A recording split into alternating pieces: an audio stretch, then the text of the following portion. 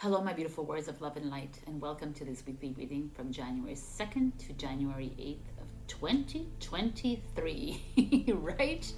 We are here. We have landed into the year of the Christ consciousness. We have landed into the year of remembrance, the 7 year.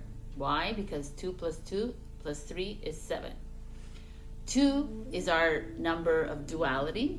So there's duality. That's the way I see it. I'm like, we're still in this matrix world of polarization, good, bad, black, white, yes, no, right, wrong, kind of. So it's still there, very present with us. 2. 3 is creativity. It's wisdom. It's communication. It's also the trifectas, the mother, maiden, crone, the mind, body, soul.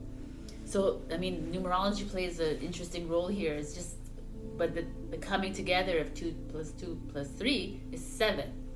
And if you think about it in this world, 7 wonders of the world, 7 days in a week, 7 chakras, even though there's 144 plus, it doesn't matter. But the 7 continents, 7 oceans, 7 deadly sins, 7 virtues, and we can go on and on. There's 7 plays a huge role in this evolution, and 7 is that too. 7 is all about evolution, whether it's spiritual, whether it's physical, what have you. 7 in the tarot deck, I'm going to show you like this, is the Chariot, right? 7 is a chariot. The chariot is it's usually a moving forward, like a success as well, victory. But you see, if we analyze this chariot, this gladiator standing still, powerful. Chariot is a moving thing, but here in this card, it's depicted as very reflective. He's standing within his power, beginning to remember how powerful he actually is, and then he's going to make his move, kind of thing. In the tarot, the 16, which is 1 plus 6, is the Tower card. So perhaps the Tower is what is happening this year, because last year was all about awakening into, a lot of people have sped up into the awakening. A lot of people slowly moved into the awakening, but there is a feeling out there. We're feeling it, right? There's more and more. I'm having more and more new clients come because they're they're starting to remember. They're starting to, not even 100%, but it's just like something doesn't feel right? This is what needs to happen. The 7 years also going to bring, we're going to see this in the planets, it's going to bring in a lot of destruction, but also a lot of social conflict. Because more and more people are starting to rile up and see with not these eyes, but these eyes, and these eyes. So this is a very interesting year showing up here. I love it so much. If we look into the 7s of the tarot, which is the 7 of swords, 7 of wands, the 7 of cups, and the 7 of pentacles, they too depict things. Like for me, the 7 of swords. Last week in the Aquarius, this came as the advice, and I had to really, really reflect on it, because I'm like, usually this is like dishonesty and lies and whatever. Not whatever, dishonesty, lies, not trusting others, cheating, betrayal. But here, you can look at it a different way because of 2, right? 2 is, for me, 2 is duality, it's polarity. It's the portal. It could be a portal too, but 2 is this idea of where we are right now, right? We're stuck in these extremes of life. And 5 is change in numerology, and he's running away with change. So I almost feel like this is what's happening. And the 7 of swords in some decks are non-conformist. So I feel like we're moving into something that is not ordinary anymore. We're over that. It's time to step outside of the boundaries, right? Step outside of what seemingly feels normal, but it isn't. And that's the 7 of swords for me now. And 7 of swords is Aquarius. So Aquarius is that revolutionary, is that rebel that's willing to take those 5 swords and sneak away with them, right? It's like almost like a ninja style. Like maybe some of us have to do that. Maybe someone has to be sly and clever this year to move away from that which is sedentary, that which is stuck in the ground. And then we have the 7 of Wands, which is Leo. So the 7s are fixed signs: Leo, Aquarius, Scorpio, Taurus. Fixed is like they're ready. They're ready to make the moves. So the fixed signs are Aries, Capricorn, Cancer, and Libra. And they are the ones who are the initiators. They're the ones who like began, like they started this phase of awakening. And now the fixed signs have come in and said, okay, we've all like woken up, not all of us, but some of us have, and now we're ready to take on our mission. So if we look at the other cards, the 7 of Wands to me is the Leo. 7 of Wands is all his 6 of Wands are on the ground, and he's picking up that wand, and he's like, I have faith. I have faith in the next phase. I believe in the miracle that's going to happen here. I'm starting to remember. I'm going to be creative and passionate, and I'm going to be like fiery and about anything I undertake. I'm taking it. The change has started, and I'm going to follow the swords, and we're going to do this together. It's like really truly believing in the bigger picture of things. And then the cup, the 7 of Cups, which is the Scorpio, it's, for me, this is like the daydream, like the way the tarot explains is like you're in la la land. But for me right now in 2023, I look at it and I said, it's exactly where you need to be. You need to be dreaming the dreams, people. We need to be imagining the next steps, envisioning ourselves and what's coming forward. But by the old stories, but by the future, but just imagine, like every morning wake up and say, okay, what are we gonna do today? Today we're gonna like roll around in the snow. Let's do it. Like just live life in La La Land, which is something that we've been shunned our whole lives. We cannot live there because it's not logical, it's not rational. How are you going to live? How are you going to like support yourself? But living this spiritual life means trusting that the universe is providing for you every single step of the way, because it is. And it's just living the life you've always dreamed of, instead of holding yourself back from it because you have to do this and that and that. So 7 of Cups here for me is like going for it, like dreaming the dream. And the 7 of Pentacles, which is like the Taurus, which is all about money and abundance. And you see he's just patiently waiting as the money piles up next to him. And that's exactly where we need to be. Trust. He's trusting that the money's coming. All his hard work and all his... It's working out for him. But for me, it's not. We've been so brainwashed and conditioned to believe that, well, you're only going to make money if you do put all in the hard work, and it's not the way. We didn't have to work hard in our lives, but we did it because that's how we conditioned ourselves to do it. That was a part of the programming. If we had started trusting that the universe provided, that God provided, the source provided, then we never had to lift a finger. We still have to do things, obviously. We have to, it's not like just lying around and lazing around waiting for something, but everything was self-worth, self-love, everything was abundance, like we worked for our personal journeys instead of working for the whole, is what I'm trying to say. Like we have to work all together and be more communal about things. So that's what the 7 is for me. Like we're all like dreaming the dream, like stepping away from the conformity, stepping away from the conventionality, and like starting to trust the process. I mean, this has to break down for us to stand here and ready for the change that's coming. I mean, the change is inevitable, right? It has. Like, I mean, I don't want to live. This is not normal. What's out there for me, like it's not even part of my life anymore. Like the more like I see a lot of clients, and it's like, but how do you get out of it? And I said, no, it's not. it's challenging to like step outside of it. But once you start to see like things differently, then it's hard to, you cannot go back. There's no way I can go back to living that humdrum routine life anymore. It's just not it's not available to me anymore, right?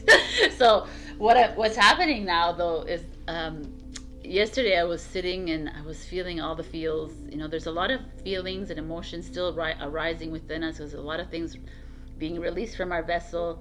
And yesterday I was like, okay, so what's happening right now? Because I feel so much. And you know, usually they're like, oh, you're upgrading. But this one was like, you're upgrading. Your original soul blueprint is activating. Your key codes are activating. I was like, whoa, there was like so much happening. And they were like, and I was like, you know, like there's a lot of change in my body. Like I'm even gaining weight. And they're like, doesn't matter. Just like accept it. And then it will all like regulate itself. But right now, like, everyone's different. Like I keep telling you, everyone is like experiencing different levels of activations or upgrades or radiation or whatever's coming into our bodies, and everybody's body is reacting differently. So you can't rely on everyone else, you know, like compare yourself to anything, because it is what it is. So I'm gaining weight, yay, but it's okay, and it's gonna melt away soon enough. But there's like a lot of headaches, a lot of migraines for a lot of people. The ear ringing is off the charts for me. It's like happens spontaneously. I mean, there's a lot of back pains, a lot of sore throats, coughing, a lot of that dryness. Are you experiencing that? There's a lot of itchy eyes. Like I was out with a friend yesterday actually, and I just suddenly was like an allergic reaction, and it just went away. Like it was like 5-10 minutes, and then it went away. So I was like, okay, I didn't take anything for it, but it was just weird. And I was like, I went within, and they're like, yes, it's like it's part of the process. Like everything is changing within the vessels, so we have to get used to that. So I'm just bringing that up again, so that if it's happening to you, you are not crazy. All right. So 2023 is we're moving into this like for me, time has become something very evident. Time slips away from me, or time is just lingers for the longest time. I feel it's not 24 hours to me. It's like feels like 72 hours in a day kind of thing, and that's quantum no time, right? So a lot of us are feeling that because we are you're moving up or down or whatever it is. You're just moving into a different level of this journey. Like I have to be careful how I say these words, because sometimes it's not like, I don't want to exclude people. I don't feel like some people are like, watch this video and they're like, well, I'm not on this journey. I'm like, everybody's on this journey. It's just that you're not feeling it, or you're not aware of what you're feeling, right? So humanity is in the process of either waking up or moving into inner wisdom, moving into whatever it is, right? Like everybody is on this journey at a certain time for a reason. There's like groups that have to be awoke before, and there's groups that have to be asleep at a certain time. And group, you know, everybody's has a purpose, and everybody has a mission. So that's why, like, I don't like I think yesterday my client was like, you know, I'm telling her like, I'm not any better than you. Just because I'm here guiding you on this journey doesn't mean that I'm not learning from you. I'm 100% learning from you. I don't want people to feel like there's nobody higher. I need everyone to understand that, and you need to understand that too, because sometimes you look at our videos and you're like, oh, yeah. But you know just as much as I do. It's just that I'm being vocal about it, and I'm trusting it. I'm trusting the crazy words in my head. I'm trusting the voices in my head. And you're not there yet, and so one day you're gonna be like, yo, yeah, okay, right? Maybe you're gonna teach me something, and that's what I look forward to all the time. Every time I do a session, I'm like, wow, what an interesting way to look at things. So this is what's happening, and you're gonna start and it's gonna be like, for me, I feel like it's accelerating for a lot of us. There's like, even I see like people who just woke up or awakened or aware of things like a month ago, and they're like teaching me, because that is where you're supposed to be in this mission, in this lifetime. Okay, so let's continue. Like the 7 year is about going within. It's about like in the knowing, but it's also about reflecting. It's a lot of self-reflection. It's about standing still with yourself and saying, okay, what is it I no longer need? What don't I need in my relationships, my jobs, like everything, every area of your life. The 7 is all about you having faith that it's all taken care of for you and just sitting with it. It's going to be an interesting year because I already feel the difference. I already feel like there's no urgency for change. There's no urgency, which there will be. There will be social upheaval, but it's necessary. But where I am, so I can only talk about where I am, I don't feel an urgency anymore. I feel like I'm just settling in, like very comfortably, almost too comfortably, because sometimes I feel like I'm in the void, but it's okay. Like I said, we're all in a different phase. So we have to focus on healing ourselves. We have to focus on healing ourselves and relaxing within our vessel, instead of looking at the news, instead of looking at social media too much, instead of looking at what other people are doing and how people are living. It's enough. It's almost like we need to stop like looking to others, to the exterior world, to like help us, guide us to fulfill our lives. If you really think about it, we've spent so much time. Oh, did you see what lip gloss she was wearing? Do you see how they live? Look at the way I want to live that rich lifestyle. You see, like, who cares? That's what I find is like diminishing. And I mean, it's normal that they're going to start diminishing the celebrities as well, right? And all these people.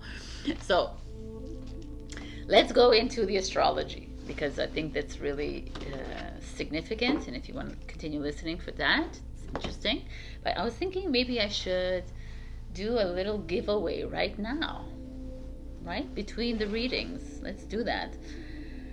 I'm going to leave the big giveaway for the end of this reading, but now I'm going to do a little small giveaway, which is the Wheel of the Year, which is a look ahead of 2023 for you, and I'm going to pick one card for every month for you, and that'll be the little mini giveaway. So let me take this big bowl of commenters, and I'll give you this small little giveaway. It's not small, it's going to be a nice giveaway as well. So first one goes to two of them.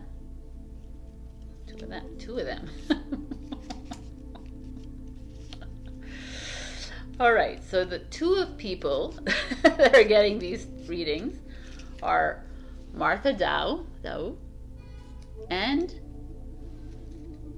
Seema Nigan. So you can reach out to me on Instagram or Facebook or however, or my info at essencedivine.com, and we can discuss. All right. Let me continue with. All right, so let's start this planetary prediction or forecast for 2023. What's happening that's huge is that Saturn, which is our devil, Saturn, which is in Aquarius at this very moment. It's in Aquarius. Okay.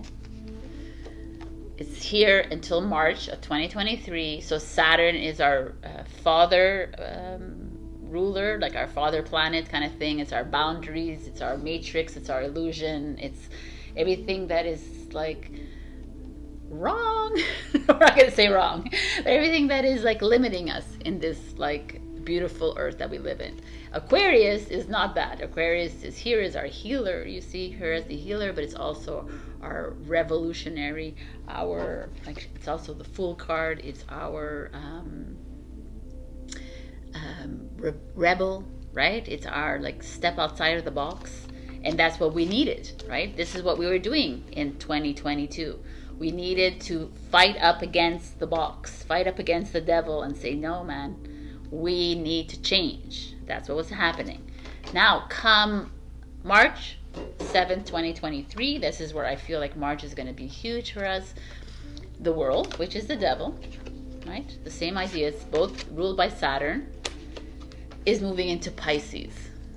So Pisces is our dreamer, our spiritual, our creative, our ruled by Neptune. So it's very much like dreaming a new world.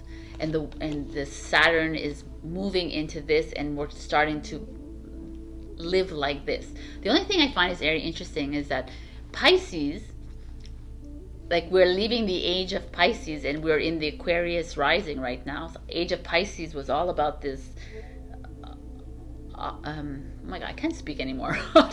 Like autocracy, limitation, this very matrix illusion world.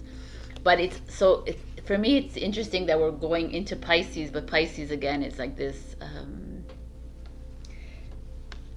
moving away from living for money, living for materialism, living for status, for greed, for lust, for all of this, the 7 deadly sins, and moving into dreaminess, imagination, visualization, birthing anew. So there's this really, and it's May, I'm going to look at the dates, it's May until May 25, May 2025.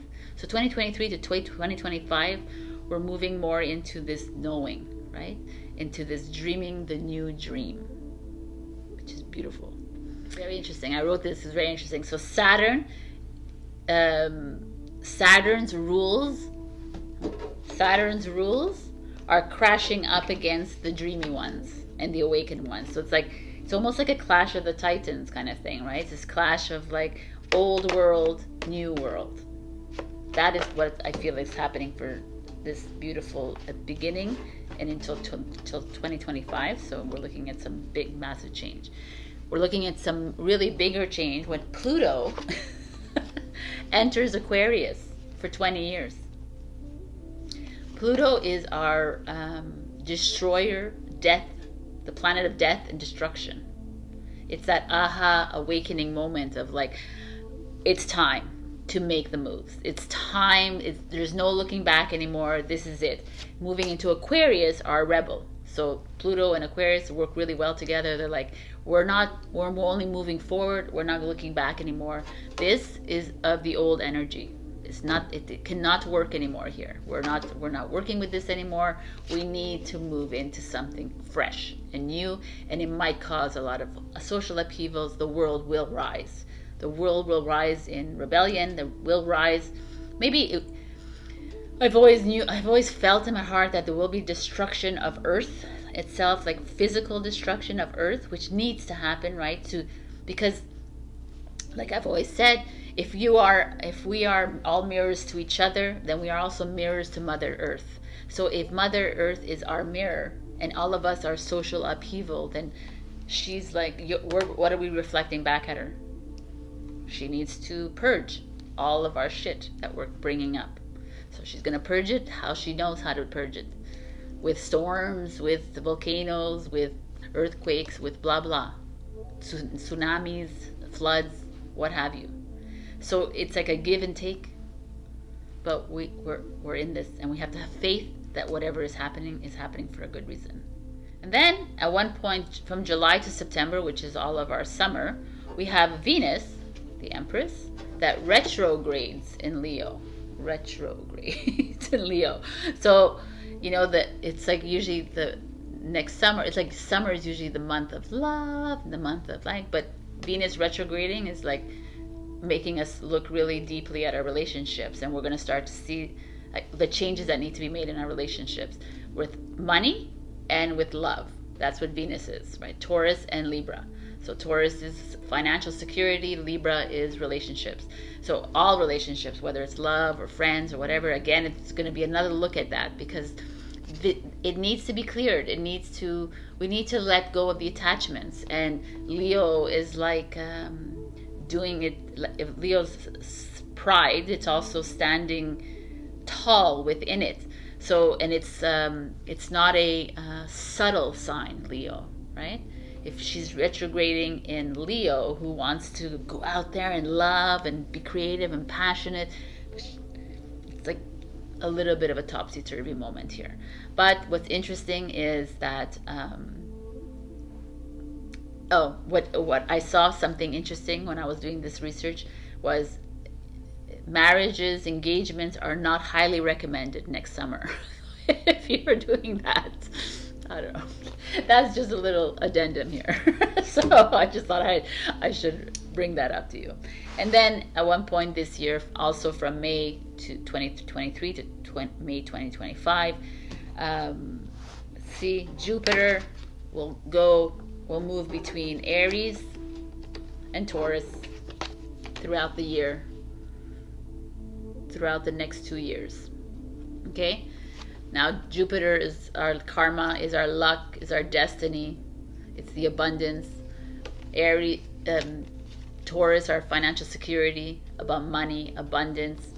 And Aries is our taking risks, like jumping, moving, and standing in the power. So it's really kind of beautiful energy that Jupiter is with these two, because you know that 2023 to 2025, there will be more abundance coming towards you, and you're having to have faith with the number 7 number.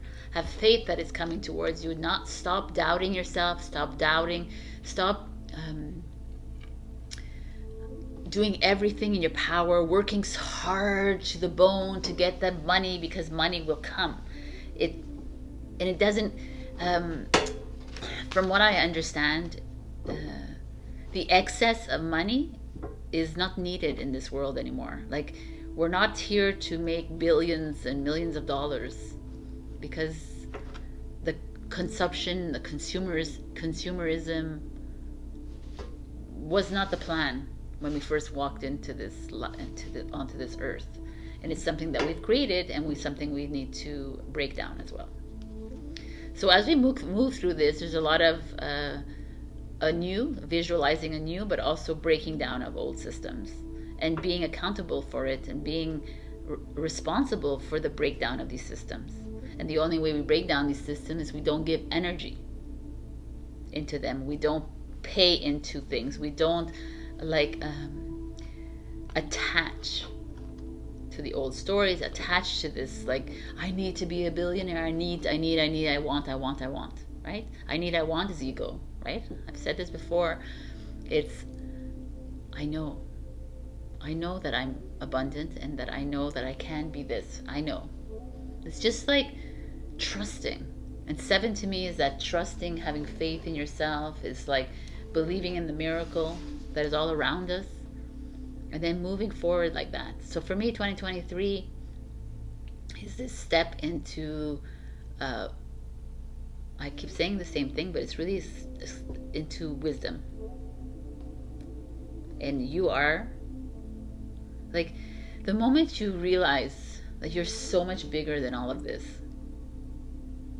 is the moment that you'll be able to sit back and allow things to happen. But as long as you are still in the rat race, and as long as you are working hard to make things happen, that's is the moment you just stay there in the box. And really, just picture yourself as a rat in a box in the maze, going back and forth and doing, like, I have to do this, but then you're like, and the other ones that is not in a box, that's just like floating through life. But it's like, that's where we're heading to. You'll see your priorities will start to change. You'll want to spend more time with friends and family, but you won't need to have to spend so much money. You won't have to spend so much money on yourself, on things all the time. Like, you don't need to buy that new bag or those new shoes to make yourself feel better. If you want to do it, then go for it. But there's gonna be this there's so much more to life. even there's so much more to life than traveling. Like we think that traveling is, soon we're going to just travel by staying put. That's how gifted we are. And you're like, what do you mean? Like, I don't know. But like right now, you know that telepathy is becoming more and more of a thing. And I'm going to tell you, like, I've been testing it this week, and I think about somebody, they text me. I'm like, okay, let's put this. I was going through the tarot giveaways, and I imagined one person, and that person came out. I was like, wow. Like, things are just happening. Like, I'm directed somewhere. I don't know that there's like downstairs at the concierge desk, there was like a whole bunch of packages, and usually I don't go, and they're like, go, and I went, and there was something. So like, we're starting to listen to ourselves. Things are starting to happen. Like, pay attention, just go with the flow. 2023's flow is stepping into your greatness and just allowing things to happen. And I think there's going to be a lot more reflection, and also a lot more there's a lot more of us moving away from conformity and this need for money and this need for that, and moving into independence and flow. So enjoy this week, but enjoy this whole year that's coming up. I'm obviously going to see you next week. Now we're going to pick the 2023 annual tarot reading giveaway. So let's do this. Who is the big winner for this detailed reading that is every month? For every month that you have, I'm going to pull out a spiritual, work, love, health, whatever card for every month.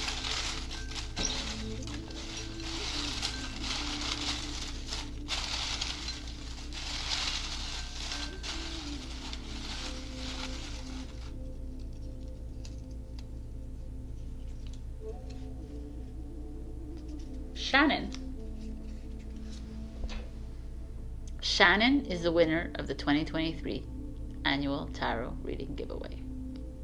So, you know how to reach me. I will reach you, and I'll give away one more simple reading.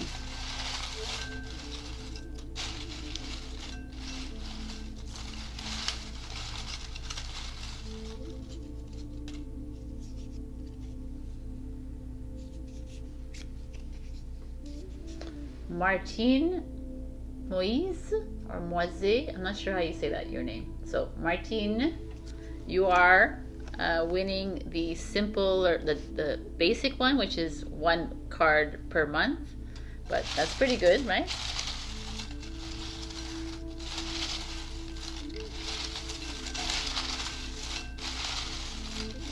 And one more because I'm generous.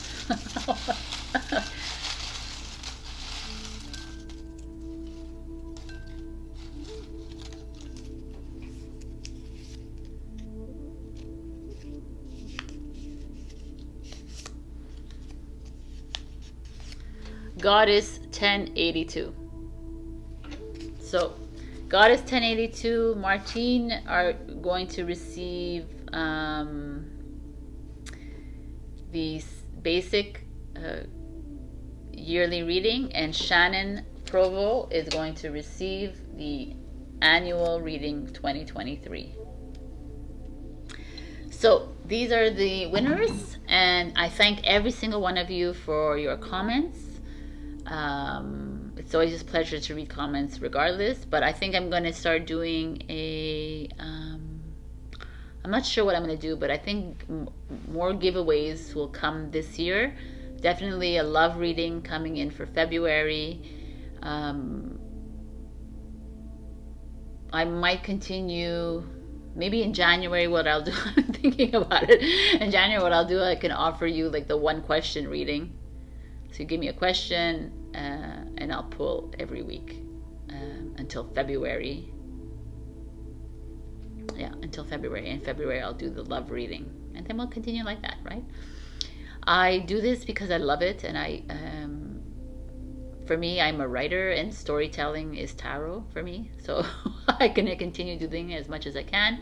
I know that I'm being guided elsewhere. but I'm going to continue doing tarot until you guys need me. So I'm here. I love you so much. I hope you enjoy this new year. For me, every year is a new year, and every day is a new year anyways. So let's not put too much attachment to the years and the numbers that I've given you as well. Don't put an attachment to anything, actually. Let's just move forward. All right, I love you, and I'll see you next week and in the readings.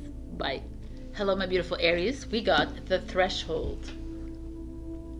What a gorgeous card. It's this feeling of you standing at the edge of the volcano, you standing at the edge of something, a precipice of something, you're moving into something new. It's time, right? You feel it, Aries. It's time to leave that old story, time to leave the old attachments that you have behind. It's time to move into something completely new, because if you just continue staying where you are, then you just stay where you are. All right, it's very simple. So let's put this here. All right, so let's see what's going on with you. In the past, we have the Knight of Swords. It's the Gemini energy, fast-moving energy. Knight of Swords is our warrior energy, our conqueror. It's like, this is what maybe you've been doing this whole year. Is like you've been running away from something, but not really running away from something, right? And now, almost it looks like you're running towards the motorcycle. You're running towards a better life. You're wanting to make the change, right? Like you were running towards the threshold, and now you're here. And in the present, we're at the Chariot, which is the 7-year, people. The 7-year, you have it, Aries. So the 7-year is that, right? It's like standing. It's making the move. It's time. Like, I feel like this is such a beautiful reading now. I see this. Okay. And you got 2 advice cards, by the way. Your challenge is the Page of Swords. The Page of Swords could be a child in your life. It could be someone younger than you. Could be a Gemini, Libra, Aquarius. But the Page of Swords is you wanting to start afresh. You wanting to maybe trying to communicate with others. You're having a hard time communicating. You're wanting to make this change, and you're asking people to help you, and they're not understanding you. That could be it, because the Page of Swords is that. It's also you're having a hard time being heard. Like, there's a lot of you that are have probably been ready for this change for a long time, and now you're seeing it clearly, and there's like resistance from others. And like I said, it could be your son, your daughter, or it could be people younger than you. Doesn't have to be only younger than you. The fact that Page of Swords is just this new form of communication, a new like it's also this new job, this new path that you're trying to take, and there's a delay in it, because I almost feel like it's other people that delay here for you. They're like almost creating an obstacle for you. Let's see what at the root of this. The 3 of Coins. 3 of Pentacles, a Capricorn energy. The 3 of Coins energy, it's like three coming together, working together, collaboration. You're like a threesome, perhaps. Like some of you are like mother, children, maybe like a parent, mother, child, or like maybe just like whatever, your friends, and whatever. However you see it, there's like a trio here that was strong, that you've worked together. And the Page of Swords is holding you back. So that fresh new start is holding you back. There's someone, the Page is a person to me. So it's someone in your life that is, it's also communication. So there's like you're having a hard time expressing yourself. You're having a hard time relaying what it is that you want to do. Like it's very clear in your mind what you need to do. The Knight of Swords is here. It's like, You've been very, you've seen the destination. You know where you're heading at, and like now you're like pointed and you're going, and then there's someone holding you back because they're not ready themselves, like almost in a selfish way. They're not ready and they're holding you back. Or there is like a someone may have lied to you. You know, the sword is truth. There's a feeling here of, I don't know, a feeling of holding you back, keeping you in this Capricorn energy. The Capricorn is very stable, secure, keeping you, no, like we need to stay here kind of imagery. Home, security. And you're raring to go. And you're interesting. Or what's to come is the Hermit in reverse. The Hermit, when it's in reverse, it's like you're not trusting yourself. Jesus, it's amazing. It's like you're not trusting your inner wisdom to make this decision. So the Page of Swords is coming in, whether it's a person in your life or whether it's a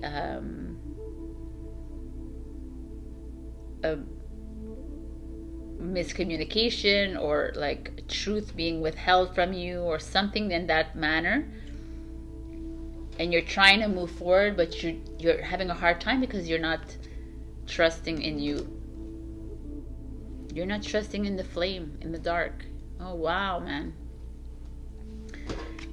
Oh my god, the future is the Hermit in reverse.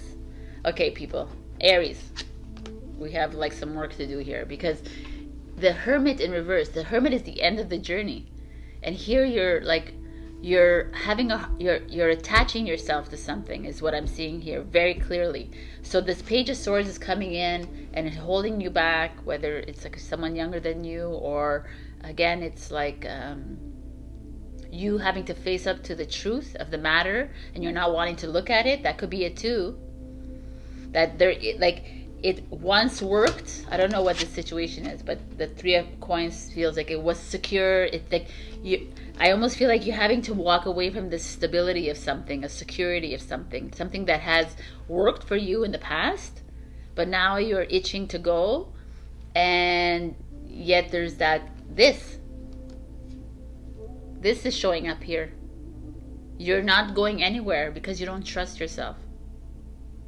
You don't believe that you can do this on your own. You don't believe that you can jump into the fire on your own right now, which is strange for you, Aries.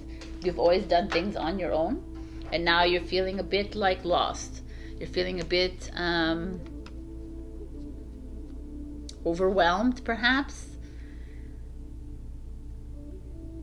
But these cards are like, let's see what the advice is, because this is really interesting to me. The advice is the Two of Swords. So you're in the process of making a decision that you don't want to see. Oh, the Chariot, the 7 number. The 7 is the present, and the advice is the present. It's like, it's time to go. That's the advice. Put down that blindfold. Stop being so afraid for the change. Stop being so afraid. There's something that's been holding you back for the longest time, Aries. You've been like holding on to something, holding on to like this Page of Swords here in reverse really bothers me, because it's as a challenge, because it's something like someone's lying to you, someone is withholding the truth from you, someone is like keeping you in your place almost. They're holding you back from making this move. They're making you think twice almost. And these hermits in reverse speak volumes, because you are getting sucked into it, into not trusting your process, not detaching yourself. And this is coming in, and it's like, it's time to slice through the issues. It's time to step into this 2023 year and move gracefully. You don't have to be like a bitch, or you don't have to be an asshole. You don't have to like be angry or mean about how you make this move either. But it's time to step into this. It's time to become this leader that you are of the light. Oh, the energy is through the roof here, Aries, because it's like you're at that precipice. You got both the chariots here, the cards from the decks that we have. So it's like they're wanting you to know that it's your journey has to end whatever it is that's been holding you back for this whole time. And whether it's a child or a niece or nephew or someone younger than you, a male, female, or whether it's you holding yourself back, when you're lying to yourself about a situation because it was once secure, was once stable, but it's time. It's time to make this freaking move. I don't know what it is. If you're moving country, if you're moving a city, if you're moving your job, if you're moving your relationships away, you're moving something, you need to make this change. It's imperative for you to start this new year. It's almost like this is it. It's time to jump into the fires, jump onto the grass, jump how you want to, into the water, do whatever you need to do. But let's do it, Aries. It's like you've been holding on for way too long. You've been comfortable sitting in your little cave for way too long. You've been doing a lot of work. I can see that you've been doing a lot of work here. But at this point, some of you are resigning to the normal of the Three of Coins. You're just resigning to what was, because it's easier. But the Chariot's showing up. It's like it's an ixnay for you. Like you're going, and you're going forward, and you're going fast. So 2023, like the beginning of it, is a huge year for you, my beautiful Aries. It's time to step away from your comfort zone. You're being too comfortable here with this Hermit here. And you're a risk taker. You are Aries. You are the Mars planet. You jump in with like 2 feet, 2 arms, with all the everything. You're always jumping in. So it's time to do that with your life. So, wow. I'm going to give you one last message for this 2023, and it's Ascension. Your soul is evolving to higher states of consciousness. You are ready for this. I already believe we're ascended, but you're ready for this next move. Like, if this is the sign that you needed to hear, it's time to move, my beautiful Aries. I love you. I will see you next week, but please do this, man.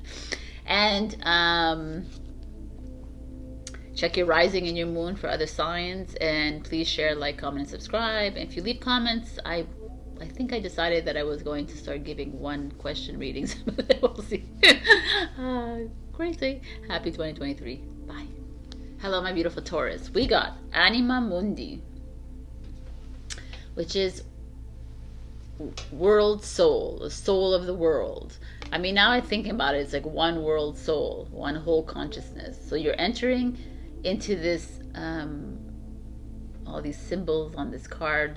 There's like a step up into this spiritual world that you live in, and this like divinity inside you, an inner wisdom. There's knowledge that's like becoming more and more comfortable within you. Like you're stepping into something, but at the same time, like when I see this card, Anima Mundi, is like a lot to take on. It's a lot of burden to take on, a lot of pressure for the Taurus, or for whoever sign it is, like to move into this awakening and still live in the matrix world and still live in the illusion. It's like there's a lot that you're carrying on your shoulders. How are you guiding people? How are you guiding yourself? There's just a lot going on with this card. As you can see, there's just a lot happening here. Emotions, triggers, attachments, whatever is being released, and you're actually at the forefront of this, from what I see of this card. But let's see what's going on in your cards for real this week. So in the past position is the Emperor. The Emperor could be a significant male in your life, whether it's a partner, a father, a grandfather, brother, someone, or a boss, whatever. It could be someone in your life that's helping you through something. But also as a past energy, I could see the Emperor is like you're releasing your control. Like you're not needing to control your life so much anymore. You're not needing to be the one that's top anymore. You're like you're sitting comfortably on the world right now. You're holding the chess piece, but you're like, it's not necessarily about control, but it's about knowing. Oh, I like that. And the Star card, what powerful messages here. The Star card is Aquarius. This is like Aries. Aquarius, these are very major arcana cards, so major life lessons coming in. Aquarius is your hopes and dreams coming true. It's you dreaming your dream. It's you manifesting what it is that you've always wanted to manifest. You having the ability to do it and you actually feeling it. I mean, this is connection to source. This is what this is. Like, you are connected. You're feeling more connected. You're feeling closer to God, creator, source. You're feeling a bit more steady, almost in love with this new life that you have coming for you. I like this. So your challenge is the Five of Cups. The Five of Cups is seeing your glass half empty all the time. It's always like something good is happening, and then you go, well, there's something waiting behind. Like, it's that feeling of not 100% trusting yourself. So Five of Cups, you're uncomfortable with the change that's coming your way. Five of Cups is a Scorpio energy, so it's that kind of a little bit of a dark energy. And here she's holding her heart with the sun and the moon. There's like divine masculine, divine feminine energies. There's like, she's protecting herself. So what is it you're protecting yourself from, Taurus? Here you are stepping into something that is new and eye-opening and awakening, and it could be like in the spiritual path. It could also be in your job, in your relationship, and what have you. But there's a part of you that doesn't trust it. There's a part of you that is scared by you holding your heart. You're fearing the change. You're resisting it almost. The root of this is the Page of Cups. Cancer, Scorpio, Pisces.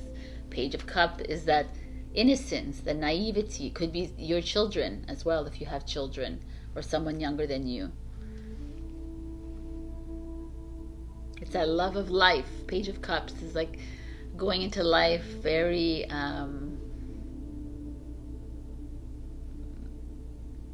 purely and innocently, and enjoying life, excitement for life.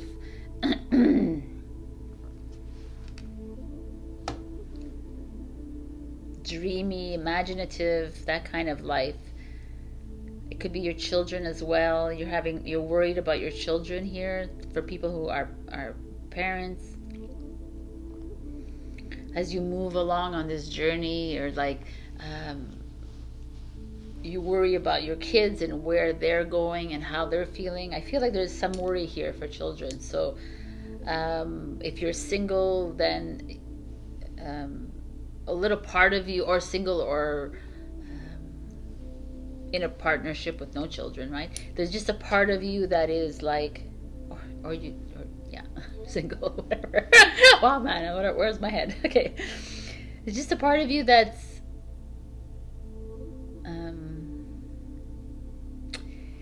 with this Emperor and this Five of Cups in reverse, the challenge, it feels like a little part of you is like trying to step away from the control ego energy that keeps following you around, and you're afraid of it almost. You're like, as a Taurus, the Emperor is an energy that you can relate to, because you've always controlled your life. You've been stubborn that way, and you've always wanted to follow the things that were in your head and how you did things. You had your own rules, Taurus.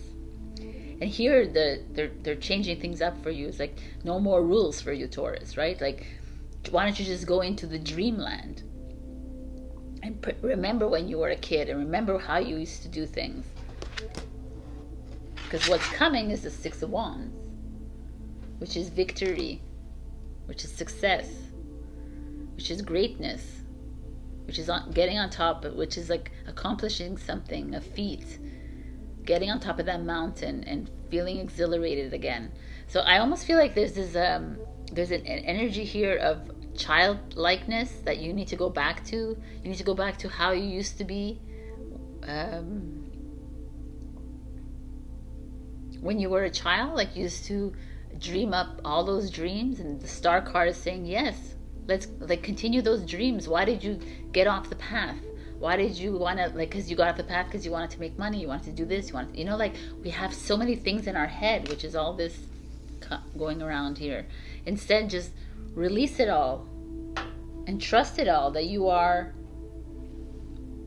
part of the whole. You are part of like the whole consciousness, so you're responsible for how the whole consciousness is going to move forward and progress. So how would you want to influence the whole consciousness? Is by bringing in creativity and imagination, not bringing in order and rules and having people feel guilty about things. You know, this is a very interesting way to look at things here. I just feel like you're resisting and you're afraid a little bit of moving into this kind of world, because for you it feels a little bit too dreamy, la land, right? Yeah, there's some resistance here in how you love yourself and how you love others, and how like you fear if you follow your dreams that others will be affected. But maybe they will, but your dreams, if they're really come from your heart, then they will be magnetized, right? The people around you. Your future is the Lover's card, another major arcana here. This is the 6th card. It's a choice card. How are you going to choose to love yourself? Are you going to if you're single, maybe love is coming in. If you're in a relationship, if you bring in fear and resistance all the time, then you'll always be coming up against this Emperor kind of role in your relationships. How do you want to free yourself? There's like, you have potential here to free yourself, but to go into like a little bit more of a dream world, a fantasy world with your partner, with your mate. It's like a soul-to-soul connection, like love, but finding a way to work together and not being scared of the next. Like, I feel like when I look at all this, the cards are there, some of you might be more spiritual perhaps than your partner, and you're afraid to bring in that to your relationship, so you're holding it back. And that's what you're doing, is you're holding back your natural way of being. And yet you don't need to, because things will flow as they flow. And why would you hold anything back, right? Why not be who you are? Like, you can't always be living in an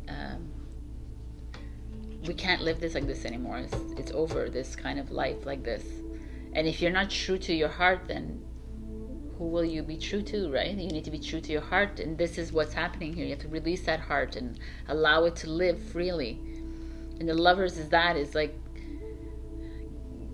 once you do that, you'll get more soul-to-soul connections with people, your friends, your partners as well. And I really feel it feels good for single people. Woot woot, you're gonna have love coming in, so that's good.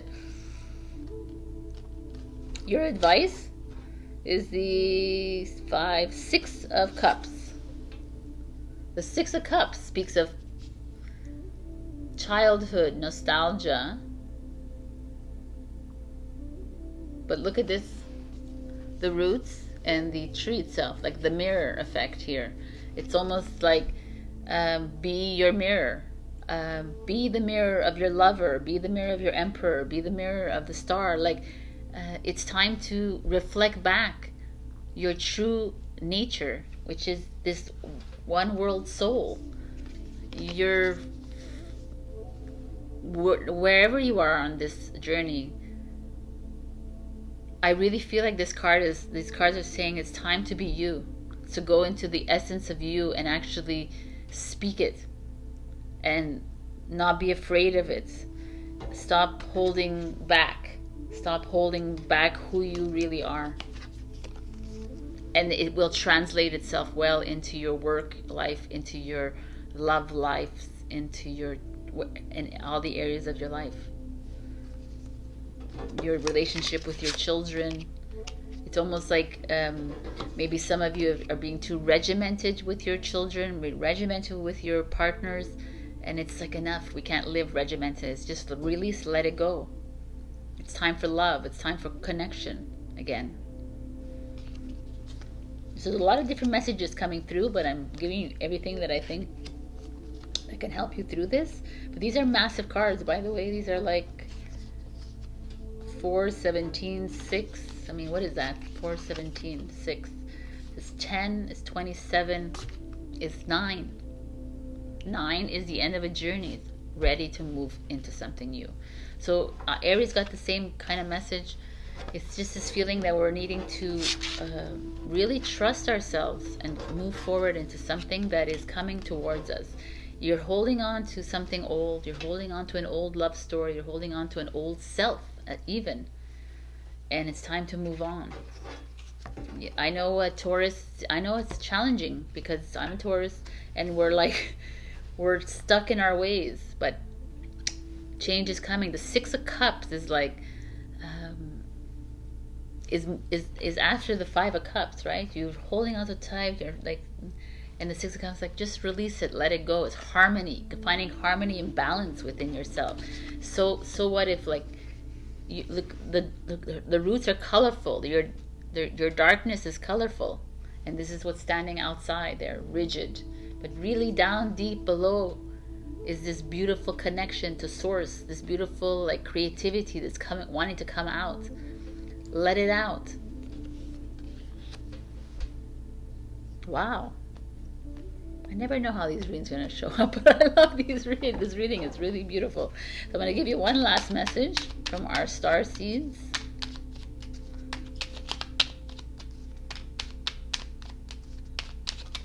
For Taurus, please. We got surrender. Surrender your need to control the outcome. Just be with life in this present moment. I mean, this is, yes, stop controlling. Stop controlling the outcome. And just let it be. Let's get into the star mode. Everyone around us wants to control you. You want to control it. You want to control relationships, your work life, whatever.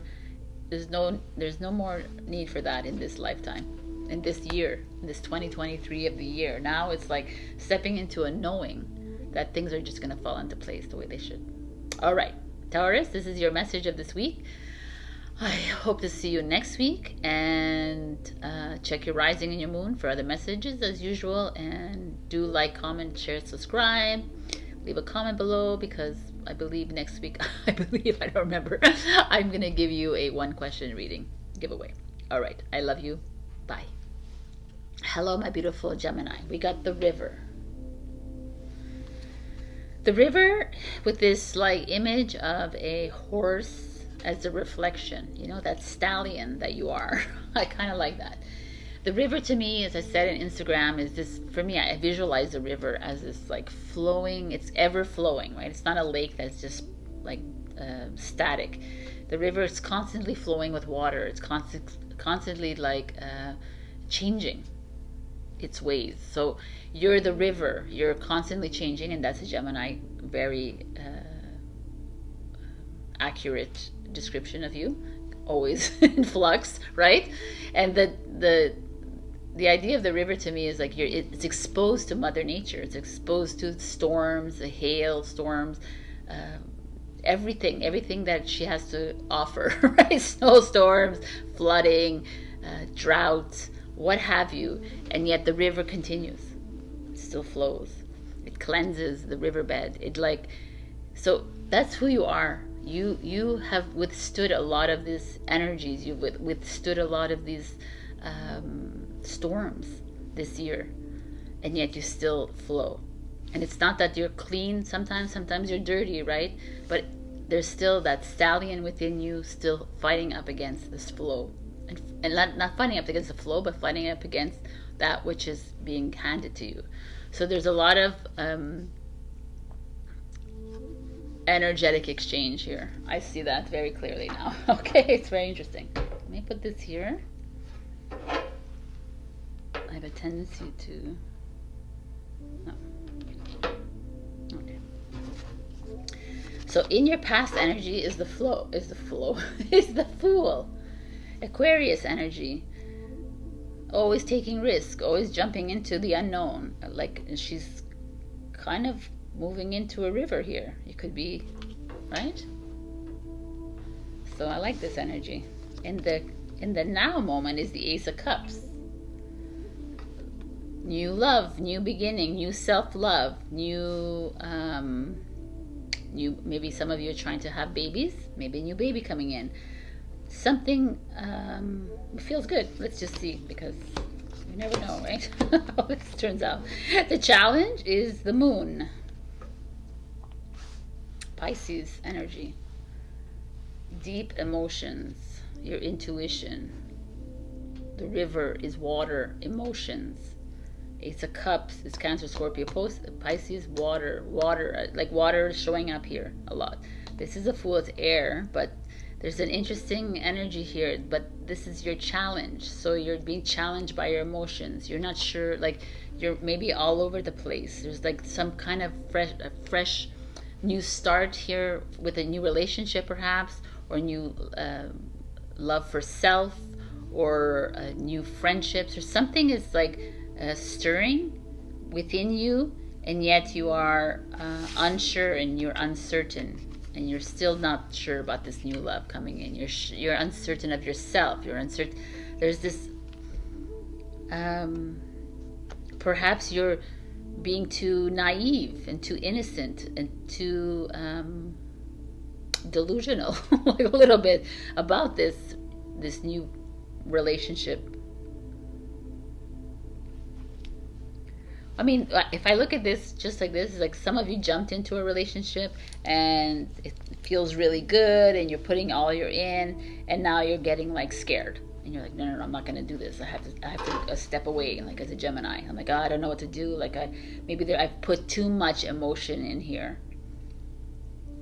Let's just see what the root of this is. The Ace of Coins. The Ace of Coins is Taurus, Virgo, Capricorn. And the Ace of Coins is like a new beginning, a new financial start, financial opportunity. So what does this mean here? Is that you've always been like, I mean, like you've always been money driven?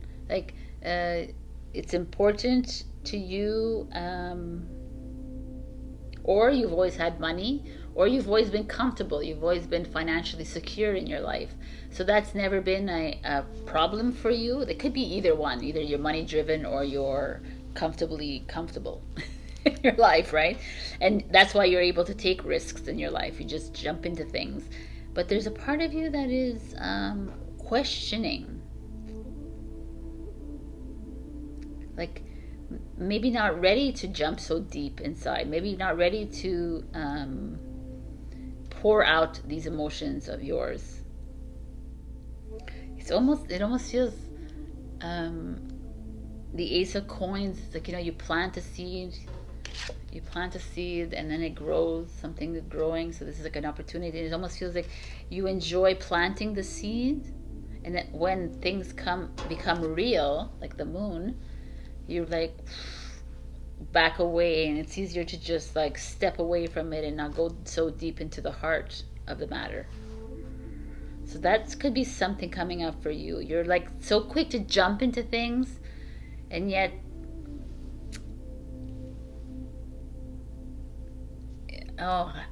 it's almost like that, like I just said, like you feel you like to jump and like start things, but when the middle part becomes like too challenging and too emotionally charged for you, you're like, no, gotta get out of here. So that's what I'm feeling for some of you here. Like you're in the river and now it's like rushing, it's like flowing really too hard, and you're like, no, what am I doing here, right? And parts, let's see what's coming up for you. The Nine of Coins in reverse. Oh my God, this is perfect. The Nine of Coins is like financial independence, but it's independence, and here it's in reverse. It's almost like some of you are feeling this independence like slipping away from you.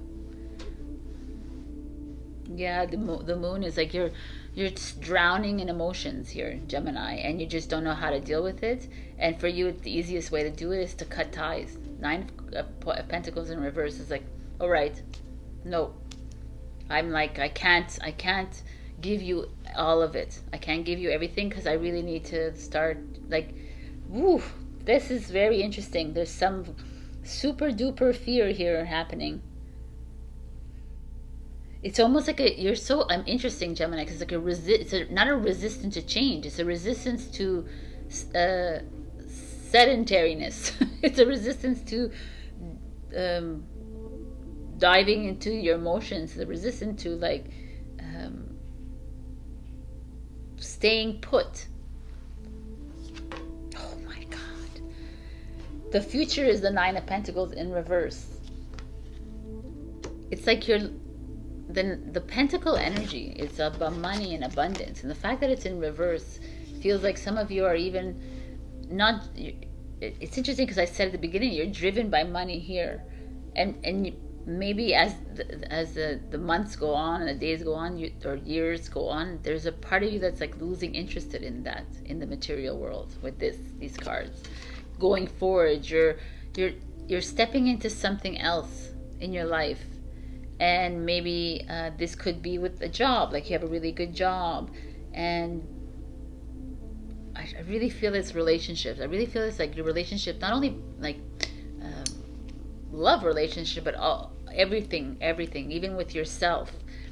There's going to be some aha moments for you, Gemini, that you're going to detach yourself from the need for money, to make money all the time, to have this all the time. You love to start things and to jump into things, but then when it like emotion, your emotional ish like is there. It's like I feel like you're having a hard time understanding or how to navigate in this love that you are outpouring, or in this creativity or happiness or liberation or whatever. There's just a feeling here that it's just a lot for you. It's like a downpour, you've reached the waterfall of the river and it's like coming in and you're like, no, I can't do it. And the Nine of Pentacles says, and it's okay. It's like almost, it's okay, you can't do it. You're starting to see things a little bit differently. You're starting to see that there's more to life than this 9 to 5. There's more to life than this routine. Nine of Pentacles is a Virgo energy. It's like a routine life.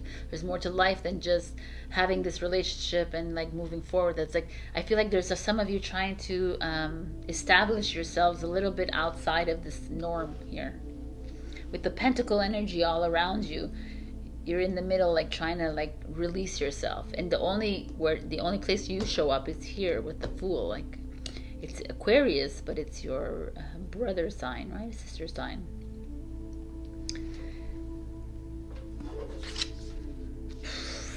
Look who shows up, man. The Gemini, you show up. The Magician shows up as the advice.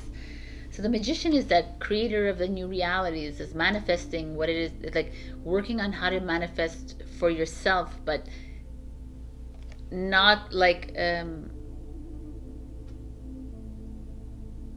stepping away from the material world, stepping away from how relationships should be in this world. If you don't want to give in to all your emotions into one place, then don't, right? Like the Magician is like, do what is that feels right in your heart and just do it that way. Like create your own world, Gemini, which is something you love to do. Create your own river.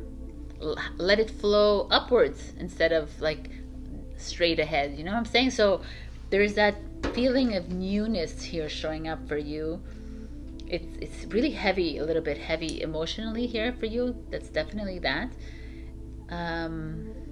But it's a little bit of stepping away from the norm, which I kind of like. And it's time to create the life that you want and not the life that everybody else wants around you. And if your life is not attached to emotions, so be it. And if your life is taking you making you more supercharged with emotions, so be it. Like I just feel like it's time to like, this is the card of this reading. Become the Magician again. Trust yourself to be and to let that river flow as however you want it, up, down, straight, backwards, whatever kind of thing.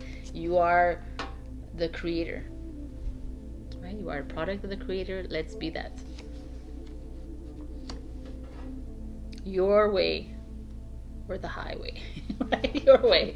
Do it the way you want to do it. It's really interesting because the 9, it's like all Virgo energy here too. 9, Virgo, Taurus, Capricorn. Let's see. And final message for Gemini.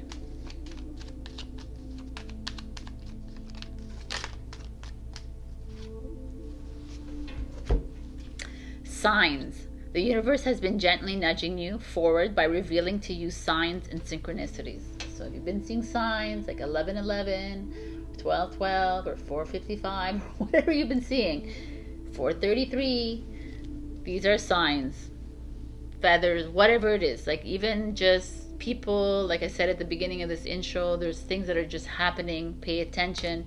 For me, this Magician card is telling me it's time for you to really step into being comfortable with who you are, Gemini. You are unlike any other signs. Obviously, everyone's different, but you have it's almost like you go at the beat of your own drum, and it's not really understood by many because you do things your own way, and you're a bit quirky, and just follow the river. That's all I gotta say. You know, follow leaky. Let's do that. All right, I love you. I'll see you next week, and like, share, comment, subscribe as usual, and check your rising and your moon for other messages. I'll see you next week. Bye. Hello, my beautiful Cancer. We got the cave.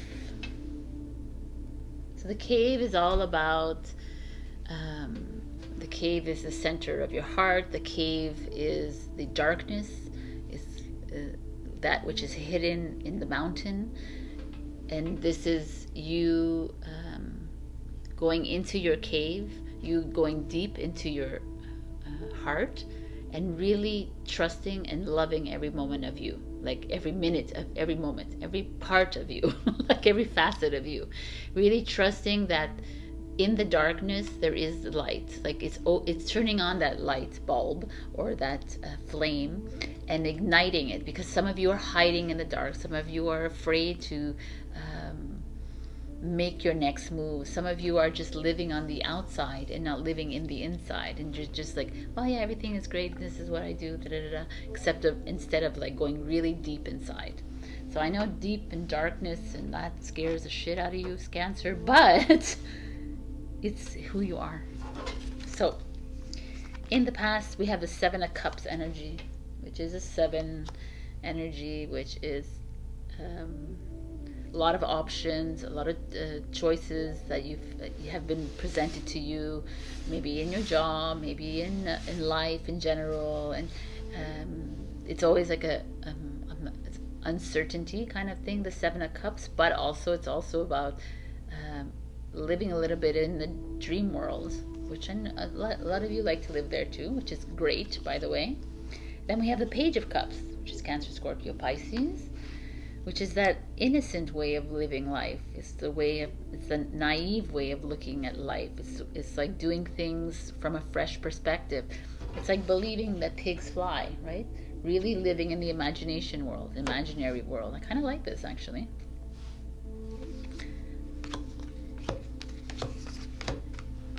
And your challenge is the 4 of Swords,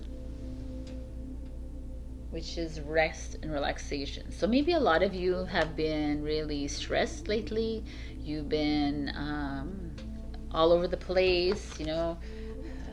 Maybe a lot of you have are taking on lots of projects in your life, or doing a lot of things. Like you're in school, you're studying, same thing. You're working, you're doing this project, you're doing this hobby, you're like always busy. This is what I'm feeling right now, actually, with this 4 of Swords showing up. And the Page of Cups is like, why don't we just go back to when we were kids? We weren't stressed about anything. We didn't really like think about tomorrow and how we're going to pay the bills and how we're going to do this. We just lived in harmony with ourselves and our imagination. In that dark cave, we lit up the cave and we did calligraphy, or what is it? It's not calligraphy. It's what is that? Cave writing. Oh my god, I can't even remember. Hieroglyphics. I stopped to look what it was called. It's called petroglyphic, so I don't know. Anyways, that's the idea here. So the idea is some of you are having a hard time taking a step back with the Four of Swords. It's not even just taking a step back of relaxation, it's also reflecting. Your mind is way busy here. Way too busy. No kidding. The root is the Tower card. The Tower is the year 7 card, by the way, but also the fact is showing here the Tower is like your mind is like freaking on the move here, cluttered with like thoughts, emotions, like you're too stressed here. Like, what are you thinking about? Why are you thinking about what's coming, what was behind? Maybe some of you are thinking too much about how it used to be, the people that I used to know, like things like in the past that are meant to be left there, right? And now you're moving into, like, it's interesting, the Tower in this cave, the same imagery is a darkness, and then there's just lights showing up. It's like you're hiding, and there's like blips of light showing up and coming in and saying, hey, maybe it's time to start a new job, maybe it's time to start something new, maybe it's like some fresh, a new perspective on life, and you're just like cowering away here. There's a lot of stress I feel in these cards. I don't know what you're stressed about. And it's almost like there's so many ideas whirling around in your head, and the Page of Cups is coming in. It's like, oh my god, just start from fresh again, like new year, new me, let's do this, right? Kind of thing. And what's coming is the Hangman. This is what it is. Take a step back, pause, reflect on your life, look at things in a different perspective. There's too much like energy, too many thoughts. Like my head, I have a headache right now with you, and like my shoulders feel heavy. So I feel like you're worrying too much, and it could be past, and it could be like what's coming, and I'm not sure if I have enough money. Cancel, clear, delete. I'm not sure if I have anything. Oh my god, my love, I'm gonna be alone. Like, it's like this whole new year bullshit, resolutions, like drop it first of all, because every day is a new year. There's just this feeling here, you're putting a lot of pressure on yourself, Cancer, and it's time to light up that light in the cave and become one with yourself. The future is the Two of Pentacles. What is that about? You are obviously between things. Like your mind is like too. But I kind of like, I'm gonna look at this in the way this all showing up, because the Hangman is what's coming. So you're being asked to take a step back, pause, look at things differently. And the Two of Pentacles is you, okay, taking these two, making the Seven of Cups into two paths, and really taking the time, because the Two of Pentacles is not stressed. She's like, both paths can work for me. Now, which one? Do I do this one, less traveled, or the one, the more traveled, or whatever it is? Do I do the white or the red, right? Do I do the moon, or do I do the purse, the sun, right? So it's like, where do I go? I mean, that could be this, like the emotions, the material, like it doesn't matter. There's just this feeling of settling in with yourself. I feel like you're stressed, and the stress is not going to get you anywhere. You're needing to maybe go to the spa, maybe sleep on your couch for a week, right? Just like go back in, find that centeredness within you, and then the decisions can be made with calm and ease. And your advice is the Empress energy. She's a mother energy. She's a female mentor energy. If there is a female in your life that usually older than you or the same age, someone that can help you through this, that can help you see clearly, can help you see in a different light. It's a Taurus Libra energy, but there's this feeling here. It could be you stepping into this Empress energy, right? You being the light in that dark, and you actually starting to trust that things will fall into place. You trust that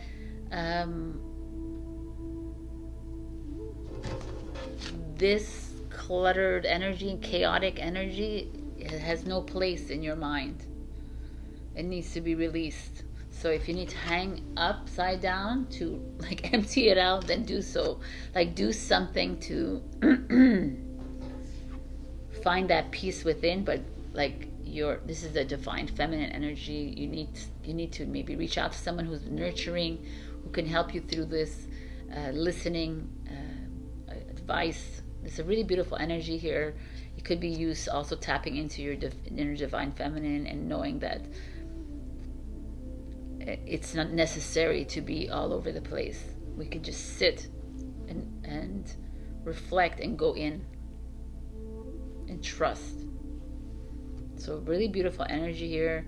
It's a little bit chaotic, but some work to do for you, Cancer. Let's see what's coming up for you. What's coming next for you. For Cancer, please.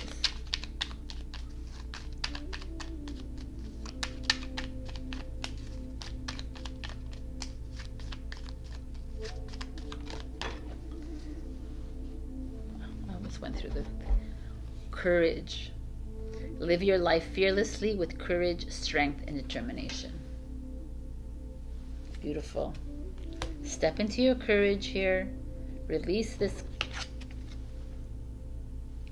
in your head. Step into the Empress role. Into the cave. It's out there. But step into the Empress role. We're moving into a divine masculine era because the divine masculine has been shunned down and they're needing to rise, but they need us to rise. So it's time to help them and to help yourself rise. The divine masculine is your action. Divine feminine is your emotions. It's like it's time to settle and to put that to rest kind of thing. And now starting to move into what it is that you need to do, which is to help embrace and to help the world and start to choose things, but in a less do or die kind of way, in a less conflictual way, in a more flowing way. All right, my beautifuls, this is your reading of the week. I will see you next week, and check your rising and your moon for other messages if this doesn't resonate. Also like, comment, share, subscribe. It helps with the channel, and also you can enter into the next giveaways that I'm going to be giving away. All right, I love you and happy 2023. Bye. Hello, my beautiful Leo. We got the poet. So the poet is someone who goes deep inside himself or herself and writes her or his words in with candor, right? With deep introspection, with without any filters kind of thing. The poet writes what's happening within themselves, what's happening outside here. It's like a expression of you with words. But the poet to me also feels like what is the new story that you want to write for yourself in 2023? Are we done with the old story? Are we done, or is it time to put that old story on the shelf and let it be there? And you can go back to it, but let's not try to go back to it for reference. Let's write anew. This is also feels to me like a message for some of you out there who are writers or who are wanting to write your story or wanting to write poetry. This is the sign, right, to do it. So let's see what's going on, Leo. We got the moon in the past energy. Moon is very emotional, very dreamy, very creative, but also a bit like heavy, drowning here with her emotions. Pisces energy. In the present, you have a Temperance, which is a Sagittarius energy, which is your fellow fire sign. Very emotional again. It's like balancing your emotional and your mental. So there's like a lot of balance here. Let's see.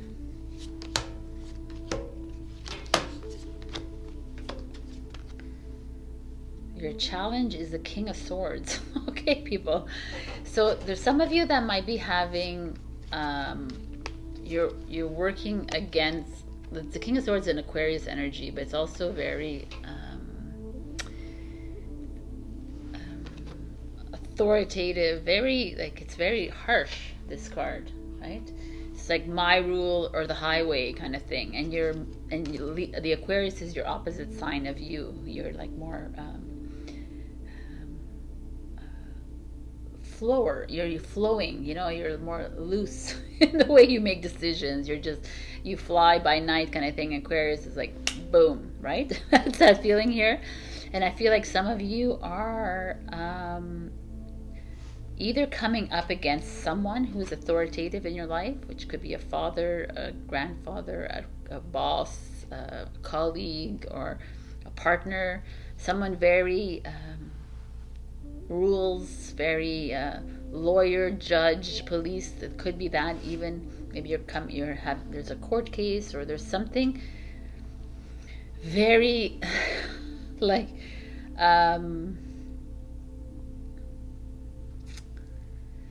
someone even very independent and doesn't need you.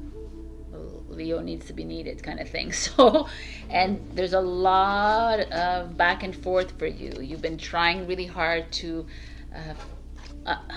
figure your way out with this person, or you're trying to find a balance of how to deal with this person. Or it could even feel like a boss or a colleague or someone at work or a friend that it's a bit, maybe a little bit of a bully, maybe a bit too assertive for you. And it's probably been something of a problem, and you're having a hard time with this. This is very interesting. And at the root of it is the Eight of Wands. So you're having a hard time communicating, because it's communication. Your Eight of Wands is a Sagittarius energy. So there's a lot of that Sagittarius showing up here, which is that roaming, the free thinking, liberal. And here you're being almost shut down. Someone is shutting your voice down, right? Someone is trying to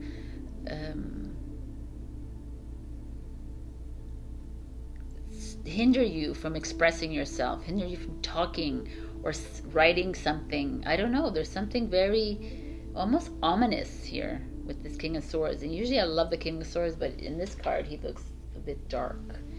In the sense it's something that is very maybe some of you are having problems with having a government situation, or like I said, the law, or it's your truth is being held back. Like you're unable to express yourself. You're unable to communicate with someone or about something, and it's weighing really heavy on you, Leo. It's like there's almost like a pushback, someone holding you back from blah blahing, right? Like being you. This like freedom here with this bird. It's like the Eight of Wands is like communication in forms of emails, texts, whatever. Maybe there's some, you've had like a really nasty exchange by text, whatever, like I just said, either by text or by voice, but with someone in your life and it's left you feeling really drained, and it's left you feeling very, maybe these holidays have brought this up for you.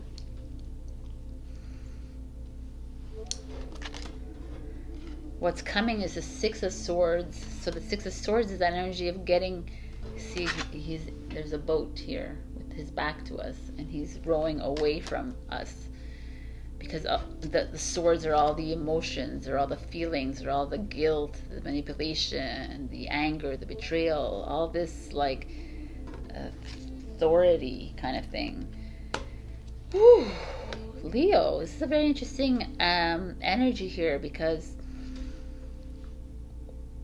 it's very specific almost to some of you, because there's this feeling of like a war of words has been expressed in any form, whether it's written or spoken or telepathically, has been spoken, has been like relayed, and you're having a hard time dealing with this. And like your nature is to speak up and defend yourself, and your nature is to like fight, roar back like the lion that you are. And yet what the energy here is asking you to do is to get up and go. Like it's time to, like, if there is this King of Swords energy or person in your life that keeps like holding you down and like fighting all the time and requiring you to defend yourself at all times, and that's not the energy you need to be in right now. We're not being, it's if someone needs to fight the battle, then let them fight their battle, but they don't have to drag you into the battle. Like it's time to get up and go. It's not, you're not losing by leaving the aggressiveness or the situation at hand, right? The more energy we attach to these situations, these people that keep us there, the more we fall into it and into the box. So it's a time to release yourself from this. Enough of the war of the words, right? We can like yell back on my truth, your truth. This bullshit doesn't work. Like it's not the year 7 anymore. It's time to focus your attention on self-preservation, and maybe like what it is that you like, find a new form of expression that is not like hateful and resentful and anger. I almost feel like the King of Swords could be you too. That's like just trying to share your truth, trying to be this, but we're not there anymore. Like, I mean, some of you could be still there, but the more time, the more energy you put into that, the more energy you feed it. So it's like time to the Three of Cups energy. It's time to step into the community. It's time to come and gather with your friends, enjoy life again that you love to do so much. Like, right? It's time to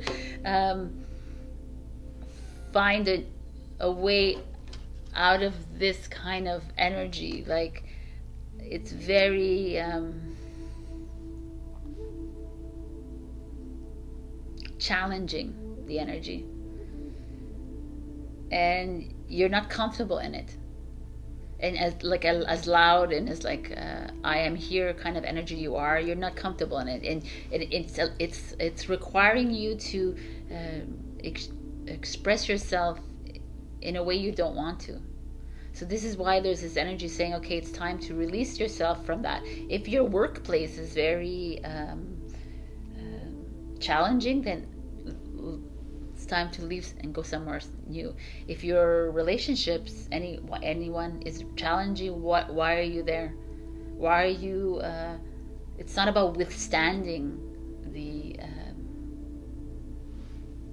emotions and those intense emotions. It's about you releasing yourself from it.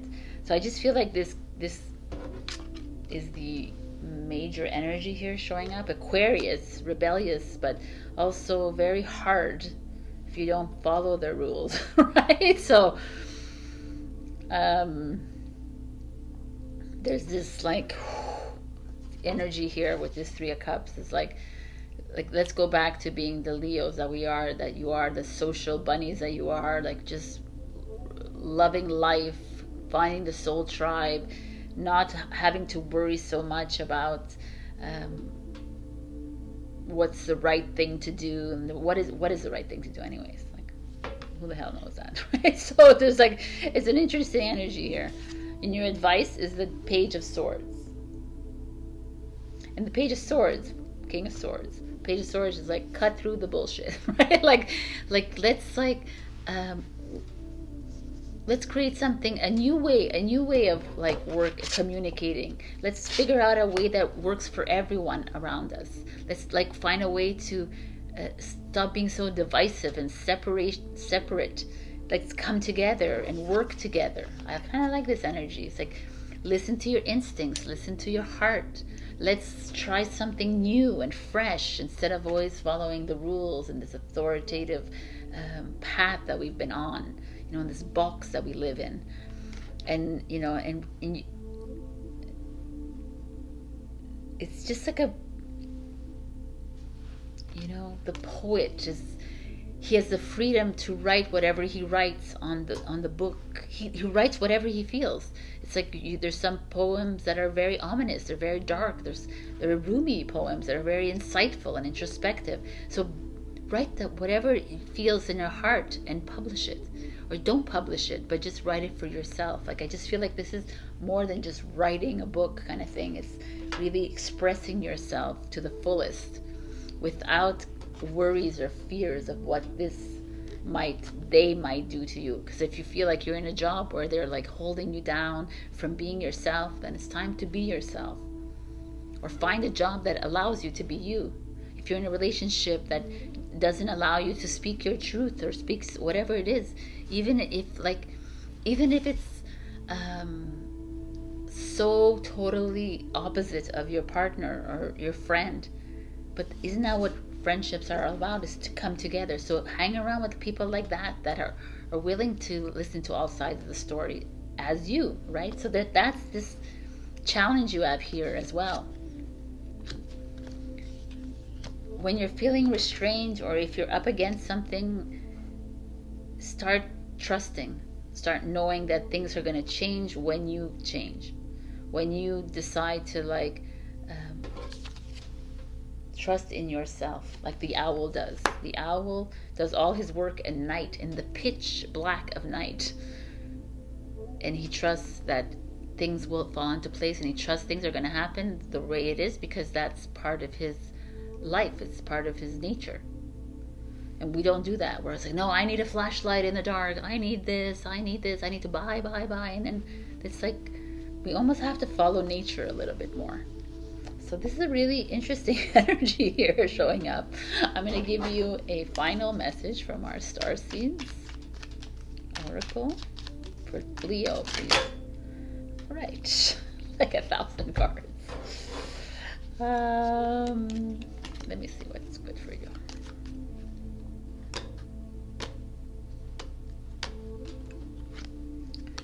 Reflection. See all aspects of yourself through the reflection of the one who mirrors your hidden self. So, is there mirror work? I mean, I love mirror work. So this King of Swords could be a mirror work for you, right? Like if they're making you feel uncomfortable, if they're making you feel little, if they're making you feel insignificant, it's something you've got to look into yourself, into your life, and say, okay, why am I feeling insignificant? Have I made someone else feel insignificant in my life? When have I felt insignificant? Go back to that time. Forgive yourself. Forgive the person who's made you feel that way. Like, this is the mirror work that we started to do in 2022, and we'll continue to do it in 2023. But now we can sit and reflect a little bit on it. And now we're more aware of it. So we're stepping into more awareness of it. So very interesting energies here. It's like, basically, don't take any crap, Leo. It's like, don't take,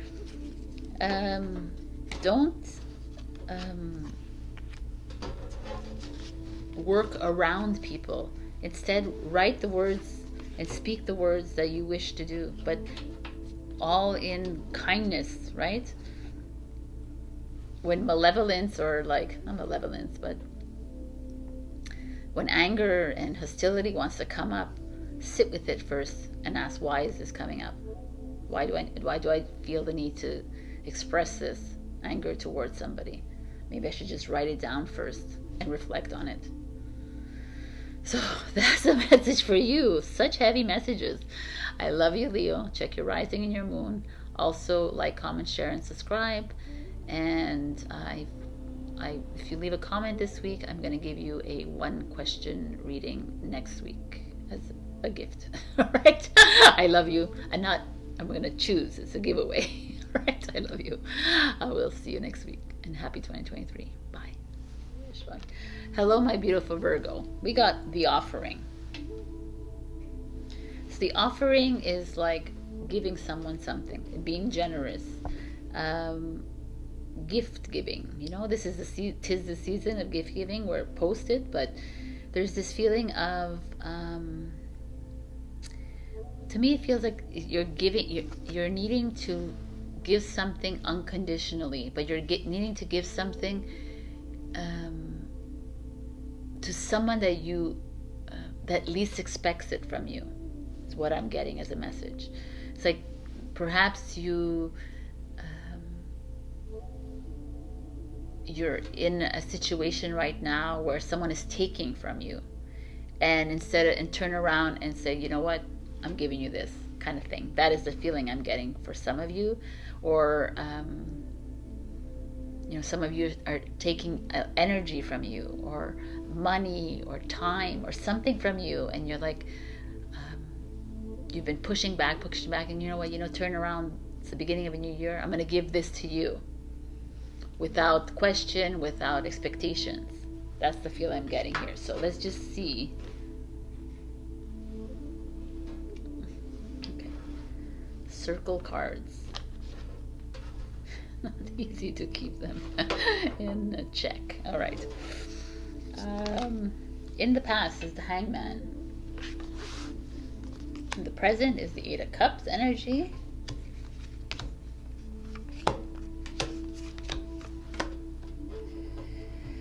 The challenge is the King of Wands. So, in the Hangman, we have, this is a Neptune, which is a Pisces energy, and the Eight of Cups is another Pisces energy. So, the Hangman energy is you taking a step back, reflecting. Perhaps you're having to reflect and look at the situations in your life, and then making the choice to move ahead with it, move away from something. So some of you, maybe it's a job, right? Like maybe it's like the job has been taking its toll on you, and it's been like asking you to give tons of energy and time and everything to it. It's not even paying you, but it's like saying, okay, take your step back and look at the situation. Where is it that you can give back to them? Where is it you have to take, like if it's really too much, then it's time to walk away, kind of thing. But where is it that you can give to them or to someone else? Maybe you're gonna, by walking away, you're giving a job to someone else in the collective, right?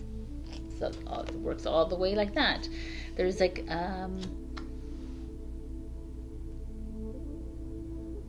as much as there's still a part of you that is walking away from something. So you're walking away from an old story, walking away from a job, walking away from a relationship, walking away from something that is actually good in your life. But your challenge is the King of Wands, which is a Leo energy.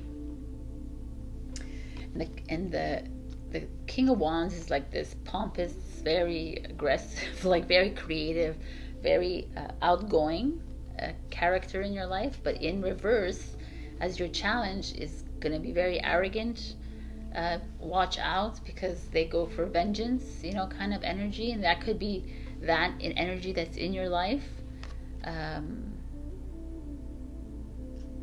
It's what an interesting reading here. So you're walking away and they're not happy about it. You're walking away and they're like, yo, what are you doing? Like, I'm giving you this much, and then you're just walking away from it. That's kind of energy too, I'm feeling.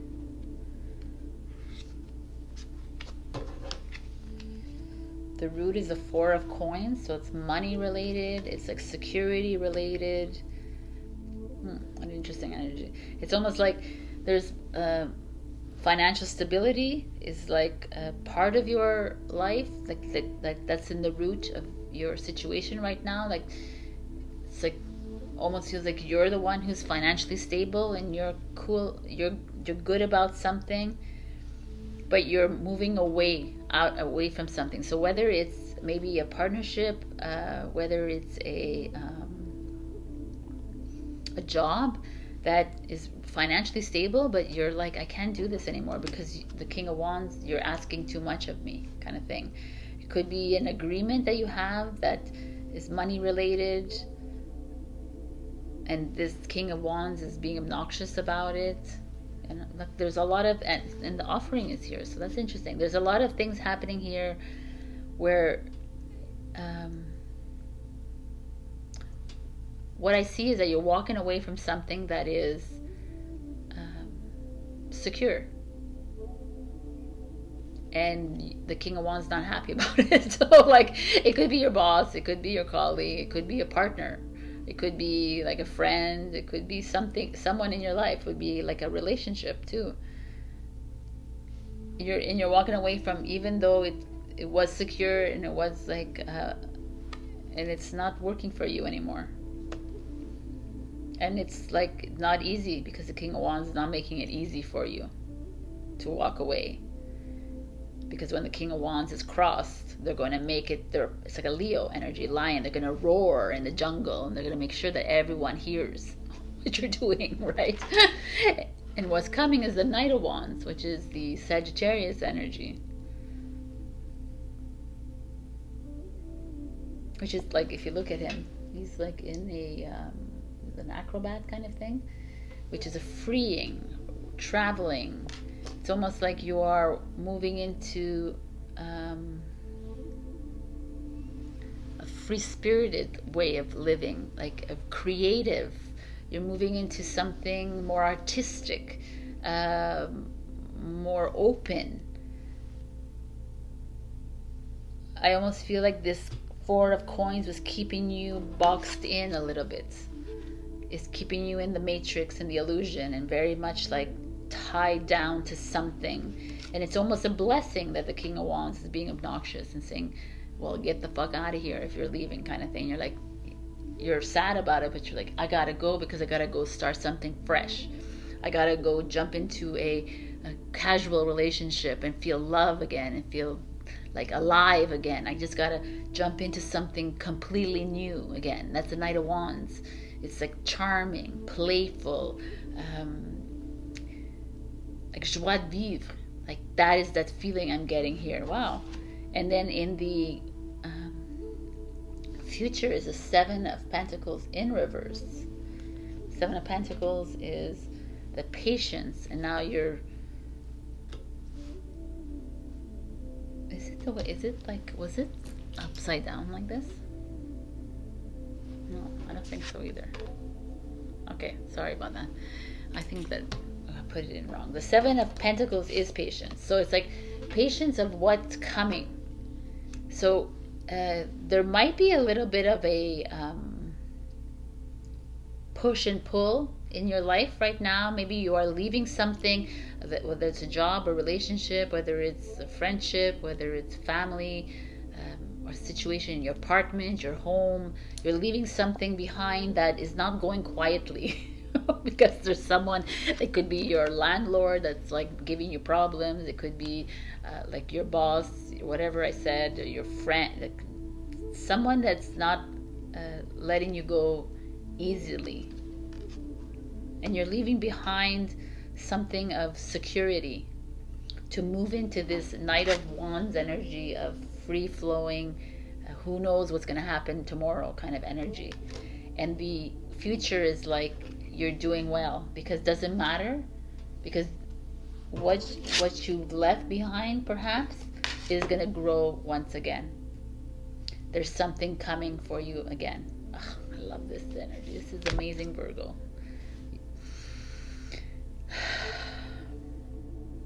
And perhaps the offering is But like I said, if you're leaving a job, then you're leaving it open for someone else. If you're leaving a relationship behind, then you know it's all like works all together anyways.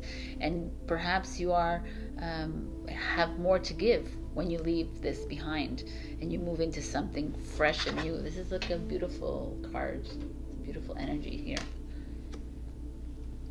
Because the advice is the Seven of Pentacles, which is the 7-year, people.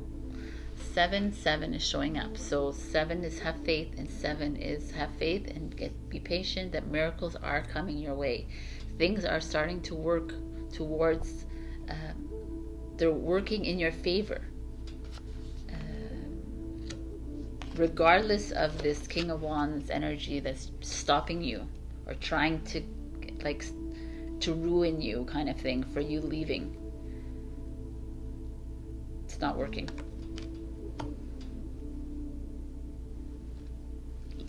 Greatness is coming your way. Abundance for sure is coming your way. Your dreams are going to come true. But you have to be a bit more patient, Virgo. Okay, final message for Virgo, please.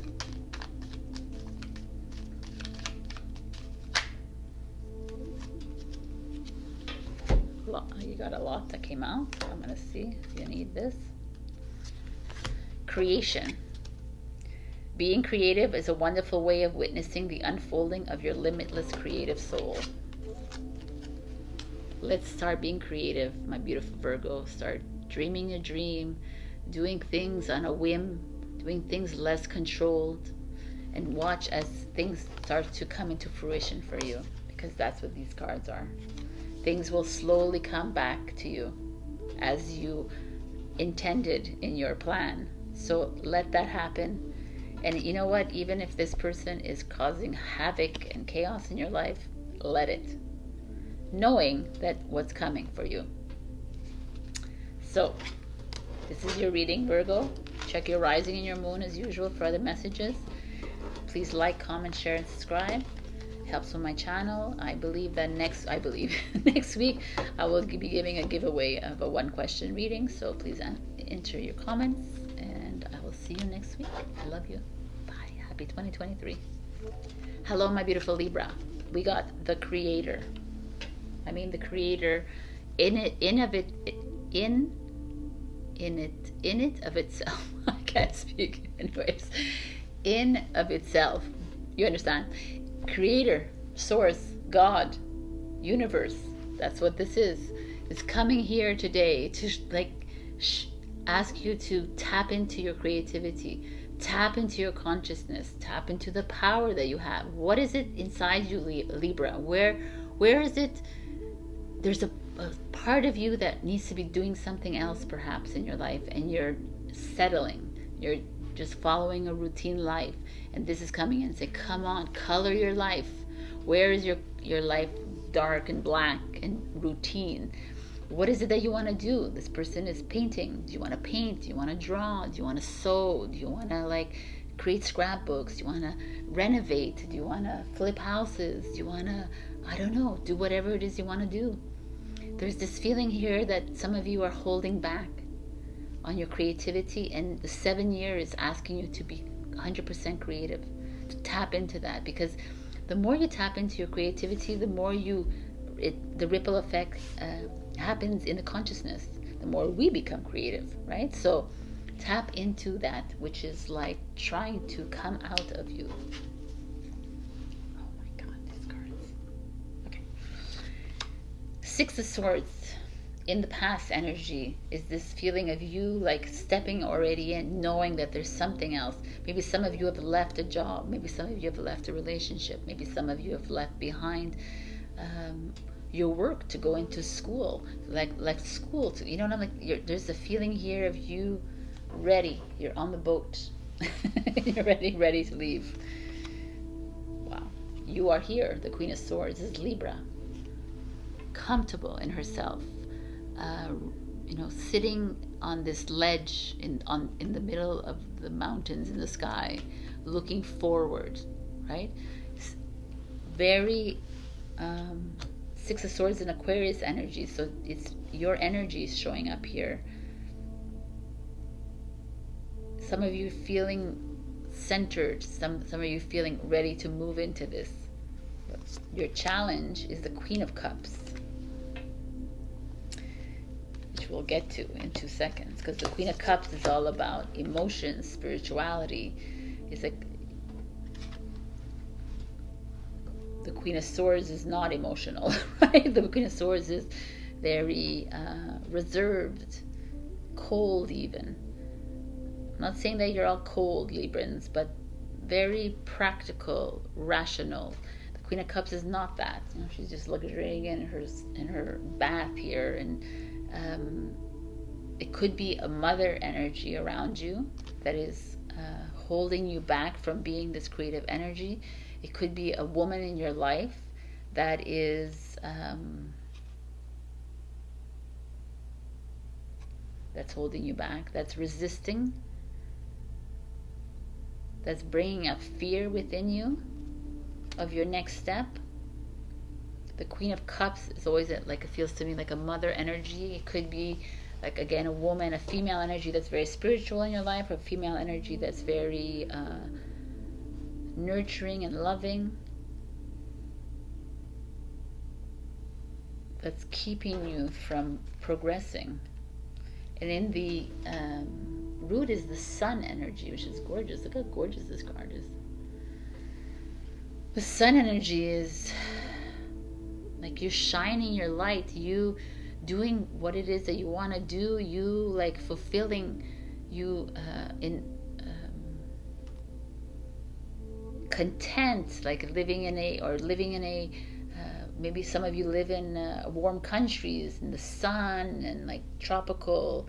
There's just this feeling of light, you know. The sun is a divine masculine energy, but it's Leo energy, and Libra energy, so fire and air. It's like complementary together. There's just a feeling of, but it's like vitality and movement. And the Queen of Cups is emotion, water, and it's like coming in the way of you. So I don't know what it is that's happening in your life, Libra, but a lot of you are feeling this need to, with the Libra showing up, the Queen of Swords is like, you know what to do. Like, it's like been with you for a while, and you even have it set in you've already, either some of you have already set sail, but some of you have already like envisioned it. You're envisioning it already. You're like, okay, I'm ready to go, and I'm like ready to see the world. I'm ready to travel again. I'm ready to like go back to my roots, which are warm, and or go back to where I come from, which is in a warm place. Like, I don't know, there's something here that's speaking to me like that.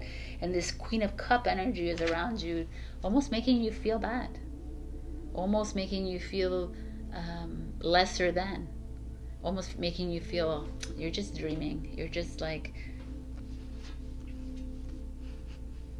I don't know, there's an interesting energy here. What's coming is the Queen of Swords. Oh my God, I love this so much. Oh my God. Dude, this is amazing. This is, okay, whether you're a man or a woman watching this, the Queen of Swords energy is the Queen of Swords. Could be the King of Swords energy, okay? There's no bullshit energy. They just freaking do what they want to do. And this is where you are at now. You're like so minded in your head that this is what you've already set your plan. And then the Queen of Cups comes in, which is like a mother, I told you, energy, or a female in your life that's more in the clouds kind of thing, comes in like, no, man. Why do you want to do this? You know, what about me? Like, why aren't you thinking of me? Like, why are, like, it's like, feel sorry for me. I need, like, you know, that kind of guilt, sacrifice coming in your way of your path. Like, I want to be this creative person. I want to jump into something. And that one's like, you know, you have to stay home with the kids. You have to do this. You got to, like, now, if you're single, or you got to follow. That's that feeling of the Queen of Cups right now. And then they show this again, which is you, the Queen of Swords again, saying, no, no. I love it. It's like no, it's time. Stop listening to others around you. Stop like feeding into the guilt, feeding into what they sacrificed this for you, or feeding into whatever, your partners that they don't want to like join you on this journey, this ride, or your friends, like they want you sticking to why don't you just like take a bath and forget about it, kind of thing, that energy. And it's like, no, look at this one, she's feisty, I love her. She's like, no man, I'm getting up and I'm gonna do what I need to do. This is powerful reading, Libra, because your future, I think this is, I'm going to check if it's reverse. No. Okay. Your future is the Ace of Swords, which is Gemini, Libra, Aquarius, which is you again, getting clear, getting ready for the next move, starting fresh, a new life, communicating with everyone and saying, this is what I'm doing, this is where I'm going, this is where I'm like gonna be, like kind of thing. I'm ready to step it up. I'm ready to change my life. I'm ready to do what it is I need to do. I'm not gonna get guilted into staying into this luxurious life. I'm not gonna get guilted because I have a plan. There's a plan set out here already, and I know you have this plan inside you, Libra, and it's time to go for it. And the advice is the Hermit. This is like gold right here. The Hermit is the 9 card. The 9 is the end of the journey. It's the beginning of something new. The Hermit is going within and trusting it. Trusting the plan that you've set up in your mind. Trusting even though it goes against everyone around you in your life. Trust that even if it's like, if you're going to have to like listen to the guilt and to the whatever, the badgering and whatever it is, that you know in your heart that this plan makes your sun, the sun shine within you. This plan is going to empower you on a creative level. It's going to bring up this inside you. It's going to make you live a life again. And you need yourself. You need the Queen of Swords to come in and push your way through this, because she's not having it anymore. She's not listening to this anymore. She's not interested in this anymore. And it's okay to have this beautiful, nurturing energy around you. But at this moment in time, what I see is like the next step is coming in. So this is like boom, boom, wow. Like there's this like, even there's like, if I could just take it apart, is you want to start a business and there's someone coming and saying, do you really want to? And then it's like, yes. Do you want to start a new relationship? But you know, yes, everything is a yes to the new. So it's time. It's time, it's time, it's time.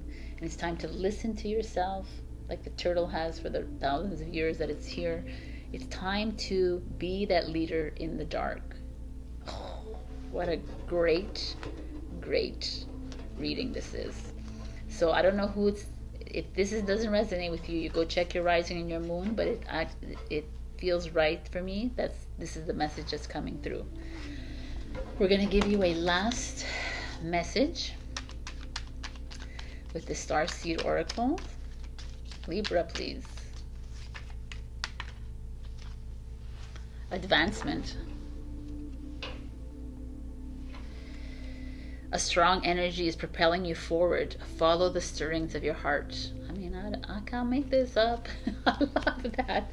There's something there. Follow it. Go for it. Stop listening to everyone else around you. Everyone's going to stop you. Everyone has their own little agendas in their life. But you need to pick up that paintbrush, pick up that pen, pick up plane ticket, do whatever it is you need to do, but you got to go. All right, my beautiful Libra, this is it for you. Happy 2023. I love you, and I'll see you next week. Bye. Hello, my beautiful Scorpio. We got the Maiden. As I said in Instagram and Facebook, the Maiden, Mother, Crone, the trifecta, mind, body, soul. The Maiden is the female archetype, right? Those three. The Maiden is the youngest version of it. Is that innocent, the naive. It's that starting fresh in her life. What is it she can bring into this life? And that's this perspective that I feel like is coming for you, Scorpio. It's like, let's go back a bit. Let's go back to, depending on how old you are. It doesn't matter anyways, right? Because age does matter. Because you could be 1,000,000 years old and still very fresh on this earth. So, like, go back to that energy of being, like, innocent. Is the best word I can say. Pure. Instead of, like, with all that stories in your head. That's what we are doing, trying to release ourselves from our stories so we can start fresh. We can start in this maiden energy. I love this energy showing up for everybody, not only you. Okay, are you done? Okay, so 8 of Wands, Sagittarius energy showing up here. Communication, moving forward. Let's see why some of you have been like Knight of Wands, another Sagittarius energy showing up here for you, Scorpio. Knight of Wands is a charm, playful. It's kind of the same idea here. This playfulness, this like working from a place of like frivolity and love instead of working from a place of routine and have to and obligations.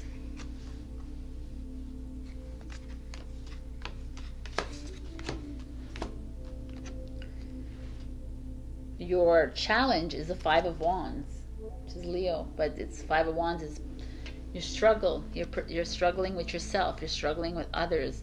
You're trying to, maybe some of you Scorpions are trying to make a change in your life, and you keep coming up against like people in your life. This is a little bit like a Libra energy here, like people like trying to push you down.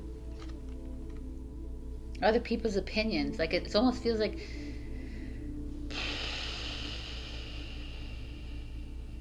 maybe some of you have received received an email or a package or a letter in the mail or something. A letter in the mail. Nice to get that, eh? But anyways, inviting you on travel. But this is also, I just got another message. Like maybe some of you are on these match dates. Oh my God. On these like dating apps. Wow, these dating apps, and you've met someone really like outside of your whim, like fun and alive, and you're still receiving like feedback from everybody else around you. I don't know, I just feel like there's some people around you that are like just trying to cut you down. Nice, eh? Lots of opinion is what I feel here. And the Wheel of Fortune is at the root, and what that speaks to me is that you're wherever you're at right now, Scorpio, is like where you're supposed to be. Like, and so a lot of you feel, it feels to me that you're in the process of freeing yourself, having more fun in your life, enjoying it to the max, like doing things that are a little bit outside of your normal. And yet there's people around you not so happy with you, or maybe you're struggling with it as well. You're trying your best to be out of the darkness. It's like you're having a hard time with it, but it's another Sagittarius energy. I don't know if there's any Sagittarius in your life, but and then there's a Leo. It's like a lot of fire here, Scorpio, for you coming up.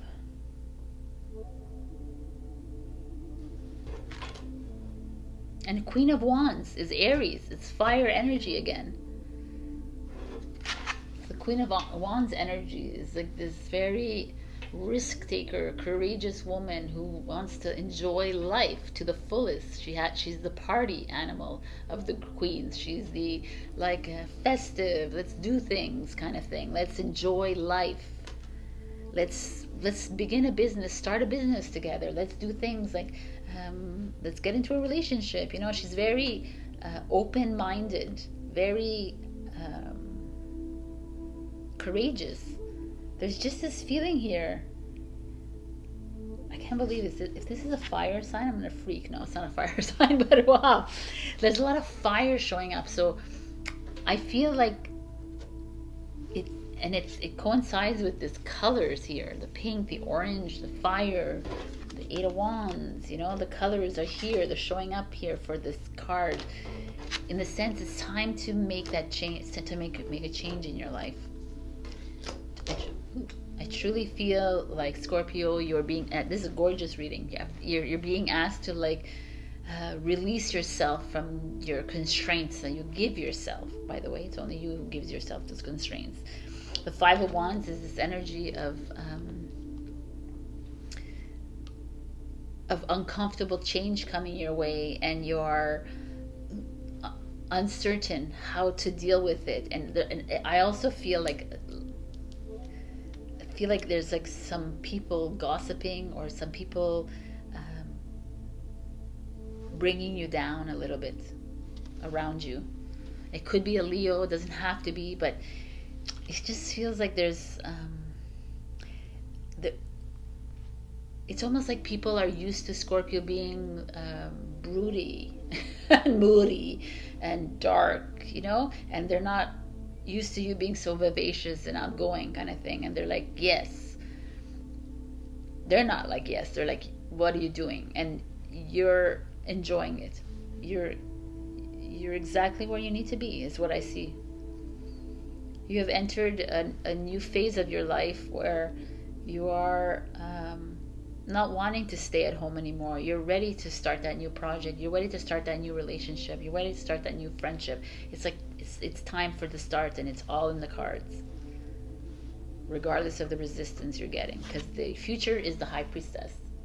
High Priestess stepping into your knowing, is stepping into that. And maybe some of you are going to stay single for this year. Maybe some of you you're going to be comfortably single kind of thing. Even if you're in a partnership, you're going to be comfortable in yourself. The High Priestess doesn't really care about other people, what they think of her, whether she's in a partnership or not. So she doesn't, like, she does what she needs to do on her own kind of thing. Whereas the Queen of Wands does care a little bit about what people think.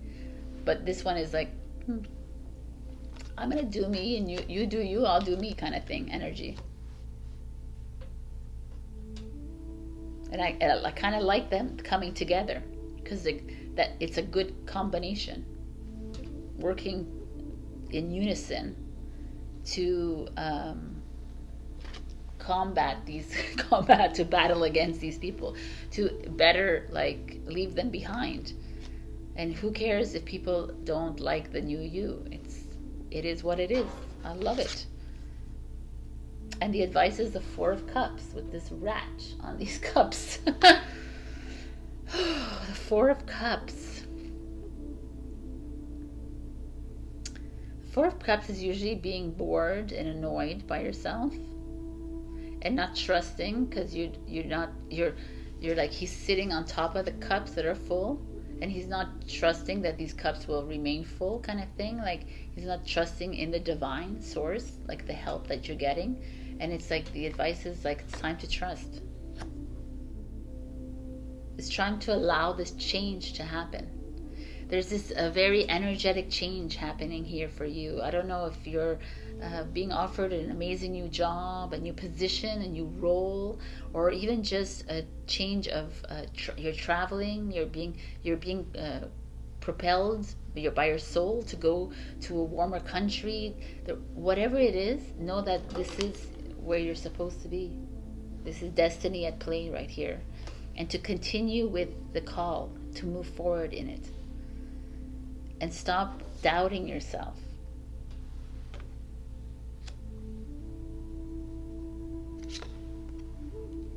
Regardless of the people around you trying to come in your way, like they have no legs to stand on in the way I see things. Like, you have so much potent energy here coming out of you, out of your crown chakra, like everywhere.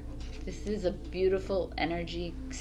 Hold on to this energy, Scorpio, from now until whenever you can, because this feels to me like something new is coming in for you, a new opportunity, a new relationship, but just even a new lust for life, which is all you really need. All right, so I'm going to give you one last card for Scorpio, please. Scorpio. Observation. Expand your consciousness by observing the divine matrix of life. I'm a big proponent of observing. So, like, live your life, love your life, stand outside of your life, observe, right? Don't attach yourself to the people that want to keep you down. Don't attach yourself to energies, people, places, whatever. Just move through life. Become the observer. And becoming the observer allows you to detach from those that want to keep you in the box. No box for you. All right, my beautiful Scorpio, I love you. I will see you next week. Happy 2023. Check your rising and your moon for other messages, and also like, comment, share, and subscribe. I'm going to do another giveaway in January of just a 1-question reading. All right, I love you. Bye. Hello, my beautiful Sagittarius. We got the flame. So the flame speaks volumes to me, because the flame is that flame that's ignited within you. It's that flame that's rising within you, without you, but I think it's really inside of you. It's like you are fire sign, by the way, so flame is fire. So I just love that the coincidence here that shows up. But to me, it's the flame is like your life is a sacred gift, right? So are you seeing it? Are you seeing that which is rising within you? Are you feeling it within you? It's like feeling the emotions within you and actually living them in true form. There's a feeling here of love, like rising within you, but your soul purpose coming alive. It's like darkness and then lighter, and it gets more orange here. Passion, creativity, multi-dimensionalities of your life. There's so many layers of your life, and yet the flame still shines, right? The flame glows. Let's see what we're talking about here. We got the Queen of Cups energy. Queen of Cups is a mother energy. It's a woman in your life. It's spiritual. It could be you being a spiritual, very spiritually gifted, like this flame rising within you. Could be a lot of energies here. The Queen of Wands. The Queen of Cups is Cancer. The Queen of Wands is Aries. Queen of Wands is kind of you, right here. Aries, Leo, Sag. The Queen of Wands is like this party animal. That's what I call her. She's very confident. She's a leader. She's a spiritual leader. She's life of the party. I just said that, right? She's very alive. And not that all these other ones are not alive, but maybe she's more connected to her heart, and she's more connected to her sacral chakra, right? Creativity, so forth. Oh my God, look what's going on here. Your challenge is the High Priestess. So very female, divine feminine energy. Even though you're a male watching this, doesn't matter, because you're both female and male within you. So this energy here that's showing up speaks to me of a lot of strong women in your life. They're very important to you, or you are that. But this High Priestess as a challenge is like you're not listening to your intuition. You're ignoring your calling, or maybe you are too independent. Maybe you're closing people off from your life, and you're living in your little tight circle here. That could be it too. There's obviously an energy of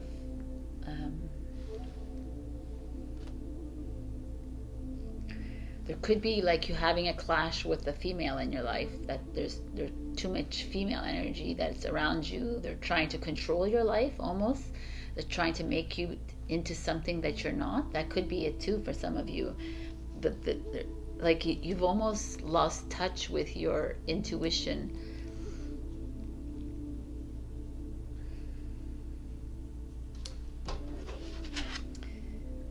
At the root of it is the Page of Coins, which is this Taurus, Virgo, Capricorn. But the Page of Coins is an energy of fresh opportunities, starting new projects, financial opportunities, like being organized, responsible, kind of that. That's the root of this. And here you are at a loss of that. Maybe some of you are floating a bit too much in your life. You're not grounded enough. There's like spiritual energies coming in, like creative energies. You're just like all over the place kind of thing. And you've lost your touch with your center of your heart a bit. You've lost the touch with your... I almost feel like the High Priestess to me is like this, and the Page of Coins is the root. So it's almost like the top and the bottom. Everything else is like moving around here, but you're needing to find a bit of stability in your life.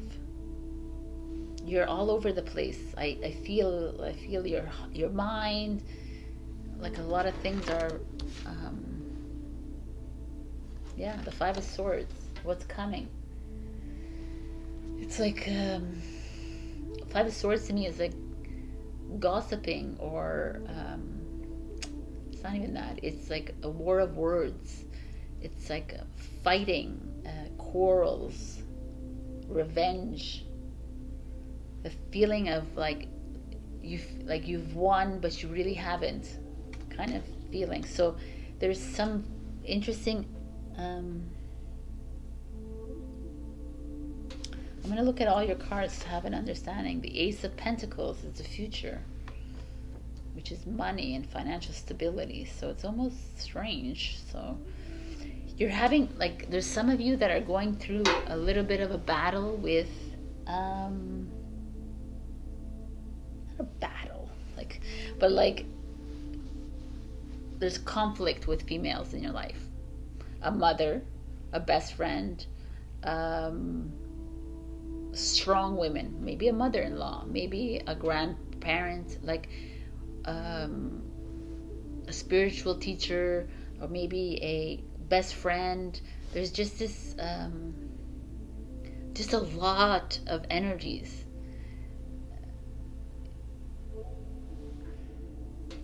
And like when once you were like a studious person, or once you were like an avid reader, a very grounded, like you did things very like stable, like there's a lot of security here, I feel like you were, and now you find yourself in a position of turmoil a little bit, because you're really not listening into your true voice. You're not listening to your inner voice. Your inner voice is speaking to you, and you're ignoring it. It's asking you to do things, and you're like, no, I know better.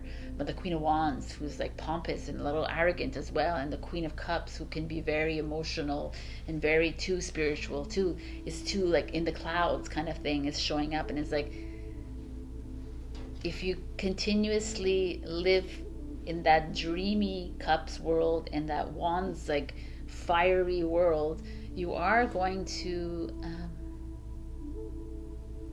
continuously battle with yourself, Sagittarius. There's a part of you not listening. That's what that I'm seeing. That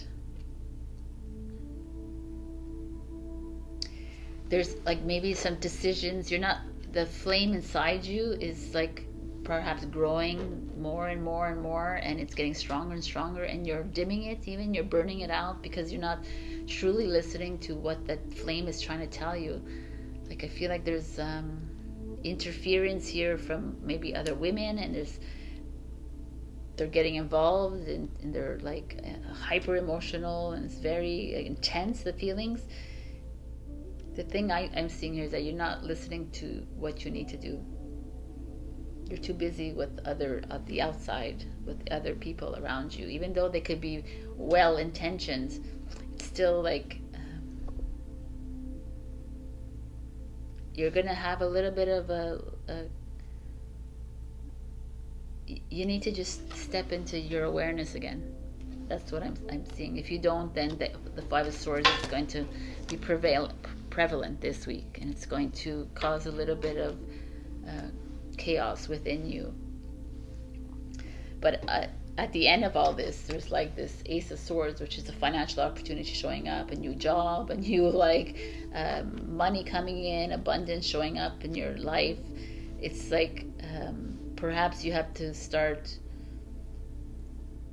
Perhaps this is something to do at work. You know, lots of people you know, like where you work, there's a lot of women, there's a lot of energies, and they're telling you what to do, and you're always like trying to fight your way through something, and it's like let it go, and maybe you get a raise, you know, get a promotion because of it. That could be it. Or there's like a lot of energies just around you, deterring you off your path, and you're trying to figure it out. And maybe it's the best thing that you could have done. You listen to something that's coming your way, and you change the path, and you find yourself back in abundance. You find yourself back in on the right path of newness, because your advice is a Hierophant, which is a Taurus energy, and this advice is like financial security, stability, is opening that key to your wisdom, opening that key to your higher learning kind of thing. What is it that you want to do? Open that key into this box, and let's light the fire again to what it is that you really want to do. I just truly feel here, Sagittarius, there's like the flame is here because you've kind of to extinguish the flame, to turn off the flame. Okay, all these words, it's like there's the feeling of you having to reignite it by something like groundbreaking, right? Something that will bring you back to you, will bring you back into your knowing. I feel like you're a little bit doing things for others, like leading your life for other people around you. Could be women, it doesn't have to be, but there's this feeling of you not really following your flame, your path. It's time. The Hierophant is coming in. It's time to do that. To like the crow on the key. It's like open that new door to something new.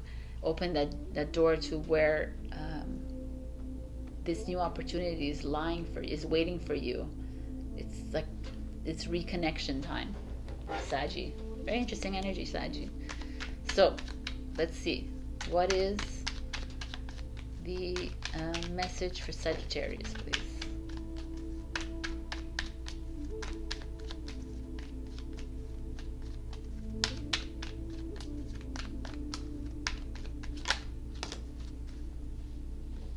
Channel. You are a channel through which healing energy reaches the world.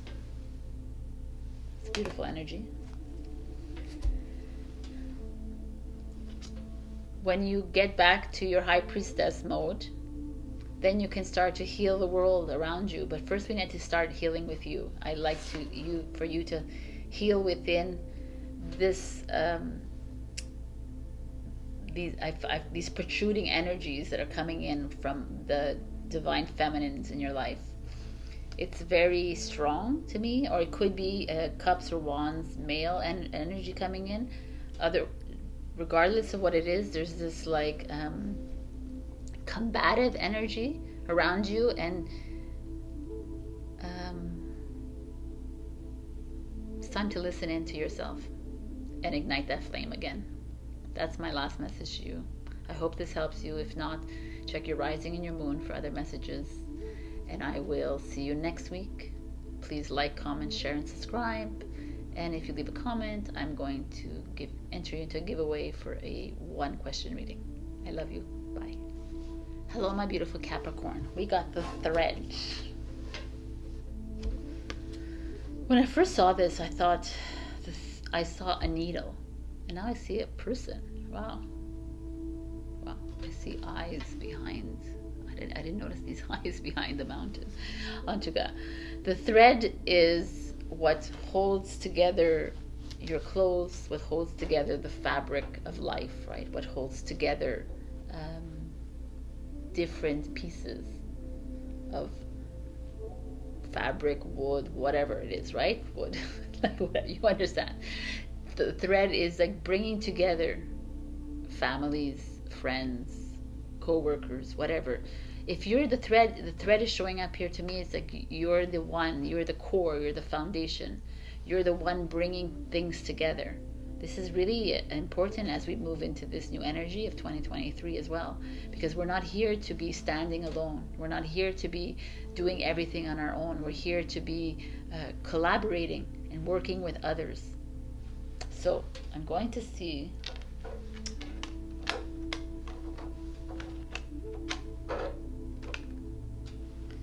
what is going on with you this week. We have the King of Wands, which is a Leo energy, which is like a big boss energy, which is a like strong energy, very good looking energy, whatever, outgoing, very king of the jungle kind of energy. It could be you being that king, being that fabric, being that thread. Okay, I'm just gonna keep it down here. Being that leader, or it could be someone else in your life. So let's see. Then we have the King of Pentacles, which is again another like financially sound king, a very loyal, very steady, steadfast, faithful. You see, they both have animals. One is a lion, one is a wolf. Different traits, still very strong. And then we have, oh my God. Then your challenge is the King of Pentacles energy. So we have them showing up as your current and your challenge. So some of you might be having trouble at home with a pentacle, with a king in your life, or a queen, depending on who's watching this. Someone very strong, so like a partner, a business partner, a boss, a colleague, a friend, family, whatever it is, but it's definitely a person in your life that you're challenged by. It could very well be someone that you work with, because it's or like a father figure, a grandfather, or someone that provides, or husband or wife, whatever. There's that energy, because we see the pentacle with the coin, that money thing. But you're challenged by that, and you're coming in as a leader, or that person's coming in as a leader. Wow, what energy is here. And the root of it is the Eight of Coins. So work. Why does work always show up with you guys? It's so funny. It's a Capricorn energy as well. So it's I mean, for me, I see this as a work or study, something on that. It could be a relationship, it could be at home, something at home, but we're seeing here a struggle of personalities, a struggle of relationships. A person could very well be struggle within the workplace. Let's say if it's a struggle with your job, like you feel like maybe you deserve to be higher in a position, and someone like the boss or your supervisor was always like resisting that from you, is causing problems for you. It could also be if you have your own business, then it's maybe you're struggling with suppliers or vendors, or someone in that, a customer that wants to be like leading your project kind of thing. That's that feeling I'm getting. It could also be at home. In your home, there's a home issue. Like one of you wants to sell, the other one wants to buy, or wants to like not sell. One, you know what I'm saying? There's that money in the bank, investments. There's just a struggle here, and of authority, because the King of Wands is here with the King of Pentacles together. You're continuously battling with someone over power, control, ego, and it's all related with money. So it's a business, a job, like I mean, it could be schooling, I guess, if you it could be an investment. What's coming is the Three of Swords, people. What is going on here? Oh my God, the Three of Swords is heartbreak, pain, grief, sorrow. So what I'm seeing here is whatever this struggle is with these kings, it's not going to end well. Like maybe not for you, but for someone else. But it's like there's not going to be a compromise found. It's going to be continuous struggle until one of you like mans up, kind of thing. One of you stands up and says, hey, like that's why the thread is showing up here, because the Capricorn energy is like, it's your time. You have to find a way to like keep this together. That doesn't mean that you have to hold on to something that is not working or attach yourself to something that's not working. But there is a feeling here that there's stubbornness, Taurus energy. Like you're holding on to something because you're being, like in Italian you say testa dura, like you're being really stubborn about it. And it's almost to a point where it's a little bit ridiculous, we can get to those points. And the outcome is not going to be pleasant for one of them, either you or the other. Wow, Scorpio. But the future is change and death and transformation. So what is happening now is that struggle between someone else in your life, and like I said, it could be anyone. It could be your husband, wife, partner, boss, colleague, whatever, like anyone in your life that you're like, it's like head to head. It feels to head to head, and it's kind of related to money. So like I said, anything, it could be indirectly associated with money, but it almost feels like maybe some of you maybe are looking for a raise or a promotion. You're not going to get it. And, or you are, you don't want to sell and your partner wants to sell and you sell and you don't make enough money. That could be it, like as logical as that. Or you are like battling with your boss and he's always condescending and putting you down, and then you like, or you're always battling with your boss and you get fired. You know what I'm saying? Like, I know it's just like, this is that feeling is coming here. But why I'm trying to say all this is that whatever happens here, however this is resolved, it's the best thing that could have happened for you. So, I mean, obviously it's not every single Capricorn that's experiencing this problem or whatever, or this like conflict with another. But the way I see it is that however awful and saddening and depressing, or however it feels to you at that moment in time, that you got fired, you got laid off, you never got the raise, you didn't get the promotion, you you can't go to that school, you're going somewhere else, you're like your investment failed, your whatever it is, or they left you or you left them, or whatever it is that happened here because of this money situation, it's exactly where you need to. It's like it was the best thing for you. So probably some of you Capricorn are needing to go through this lesson, and probably it doesn't have to be this week, but it could be in the next few weeks. And just remember this reading and know that sometimes we have to go sometimes change is usually uncomfortable, and that's what you're being asked to go through. And maybe as the thread could be meant to bring things together, the thread could be unraveled as well. And maybe it's time to unravel yourself from a situation that you're holding on to. Oh, that's a good one. That you're attaching to. You could be holding on too tight to a situation in your life, and it's like you have the power as the thread to loosen it up a bit.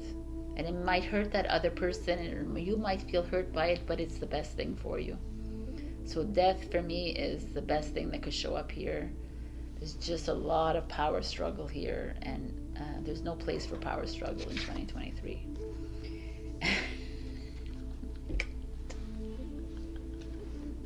Your advice card is the Emperor in reverse. So the Emperor is this ego, this control, this authority.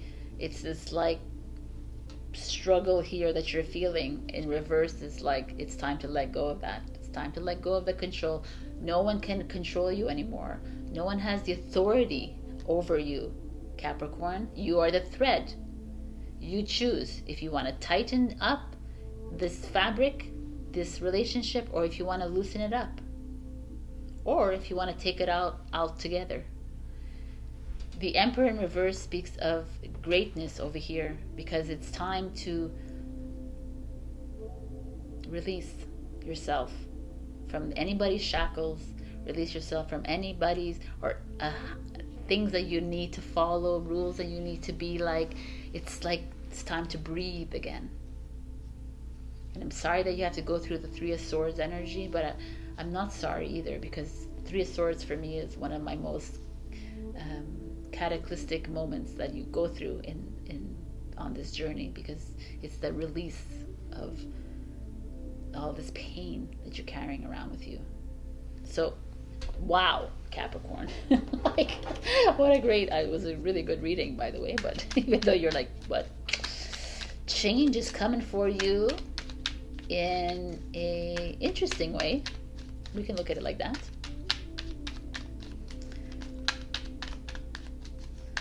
All right, so Capricorn, message, please. Okay. No. You want to come out. Celebration. Celebrate your achievements. You truly are a gift to the universe. Yes, and this is an achievement, by the way, the Three of Swords. People always like look at it as a bad thing. Oh my God, I have to go through the pain. But yeah, if you can go through the pain and accept this change, that's a freaking celebration in itself. And you can say goodbye to these Emperor energies. Boom, baby. You are truly a gift to the universe, and you are truly a gift to the consciousness. So we thank you very much. All right. This is the end of this reading. Thank you so much for being here. Like, comment, share, subscribe. Also, if you leave a comment, I'm doing my weekly one question readings giveaways in January. And that's it. Check your rising and moon for other messages. I love you and happy 2023. Bye. Hello, my beautiful Aquarius. We got the beautiful warrior with all this imagery, the rainbow children, this beautiful horns, this third eye intuition, the beautiful snake of the Kundalini awakening, which is that rise within you, the feminine, masculine energy, the fire within you. I mean, it just feels like your strength is emerging again, you're coming back. But again, the warrior to me speaks to something else. It's a 10 number. 10 is the end of a journey, beginning in something new. But the warrior is that person, man or woman, that goes into battle, blindly goes into battle because he's protecting his empire, protecting the emperor, kind of the civilians, and he doesn't know what he's going into. He's impulsive. He just does it because, like, yes, I'm there to help and defend, right? Aquarius. So this time we're asking you, warrior, to like stand still for a bit. Look at your choices. Look at the paths that you have to take to get to protecting yourself and to protecting the consciousness. Every decision you make, if it's the decision you make is impulsive but it's in a violent manner, it's an aggressive way, or if it's working against you, then you're sending that ripple into the consciousness, and it's like we're taking on that energy as well. So this is the responsibility that we're taking into 2023 for every single one of us. And the warrior to me is like you standing still and in your courage, right? And trying not to be too impulsive about what's coming up for you, and really listen in to yourself. And start remembering who you are, because you're far greater than this little life that we have here. You know it. And as soon as you accept this, it's like things were going to start to get a little easier, right? But your relationships, your work, whatever it is, there's just things that are just going to start to fall into place for you. So, warrior is freaking beautiful energy. Let's see if that lasts there. Your past energy is the world, which is the Capricorn energy. Which is some of you have been traveling a lot this year. Maybe some of you are going to travel this year, are going to step into the world. Some of you are ending a journey, starting something completely new in your life. Maybe you're ready to be this warrior. Who knows? Maybe some of you have ended a job and moving into something else. Like the 21 is the world. It's the end of the fool's journey. Like it's like the end of a journey. We've done it. It's time to move forward. Interesting, 10 and 21 here. Queen of Pentacles is a Capricorn energy again. The Queen of Pentacles could be you, finding your groove, finding your financial stability in your life. Maybe it's someone, a mother energy in your life helping you out. Maybe there is a woman, an older woman in your life that's like a mentor helping you on this journey. There's a very nourishing motherly energy here coming out, but also a entrepreneurial energy. Maybe you want to start a new project, you want to start something new, which makes sense since you've finished here and started something new. Maybe you're rising in your workplace. I feel like there's a teacher here that needs to hear this. You're being called to become a teacher or a guidance counselor or something, a guidance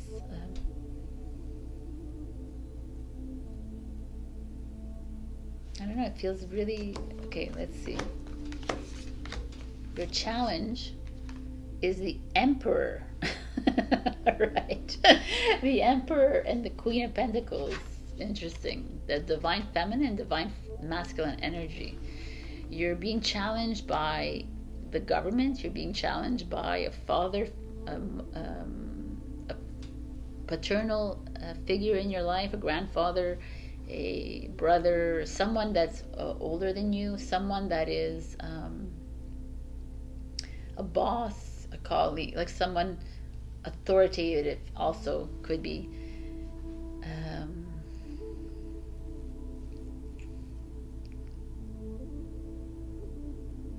But if you look at this card, like they're roaring and angry, there's like a feeling of impeding you from doing something, stopping you from doing something. You're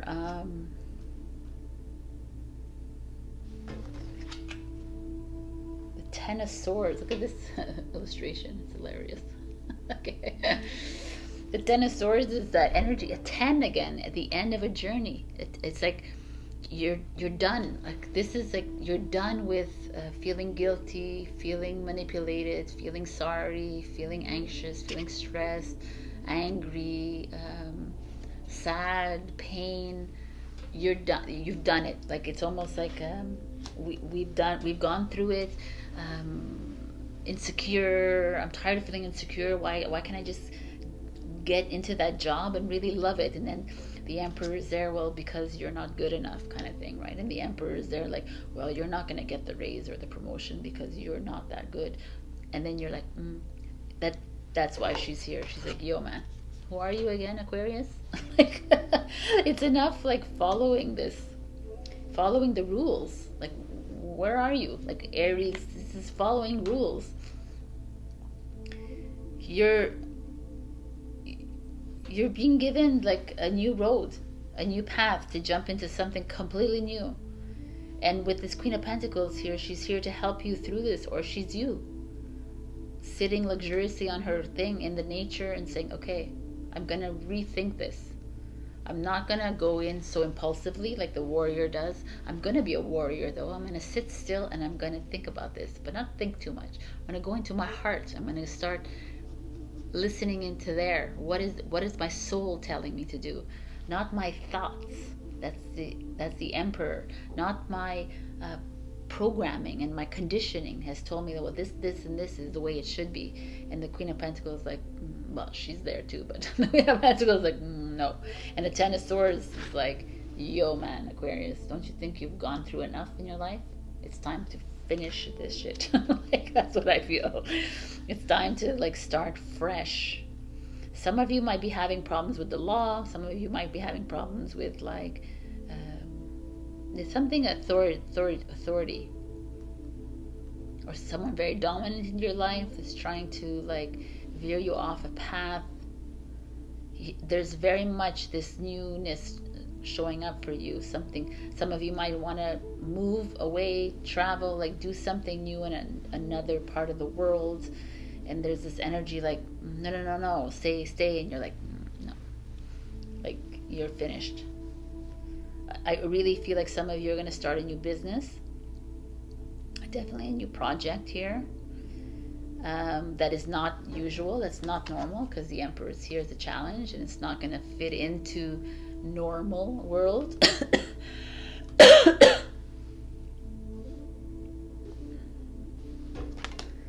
The Knight of Swords is coming for you. It's the Gemini energy. Knight of Swords, really cool in this card. It's like a conqueror energy, a warrior energy. It's like, again, when the Emperor says we're going to war, he picks up his swords and he just freaking goes like the warrior. They don't ask questions, they just do. This is a Gemini energy where, you know, you'd think that they'd be asking a lot more questions, but then again, Gemini are pretty impulsive, like you guys. So, but there's a feeling here of releasing yourself from this Emperor energy, releasing your once you've done this release here of like nobody giving nobody permission to stop you, like to allow detours or delays in your life. Like, I think that's kind of over for you, and nobody telling you what to do, like whether it's a husband or a father, a wife, whatever, or someone in your life that I feel like is trying to control you. And it could be intentional, it could not be intentional, but whatever it is, this Knight of Swords is like, yo, pick up your sword, get on the flight, get in your car, go do whatever it is that you need to do. Pick up that phone, get that job that you always wanted to do. Stop working that job that you don't like. There's like, who are you?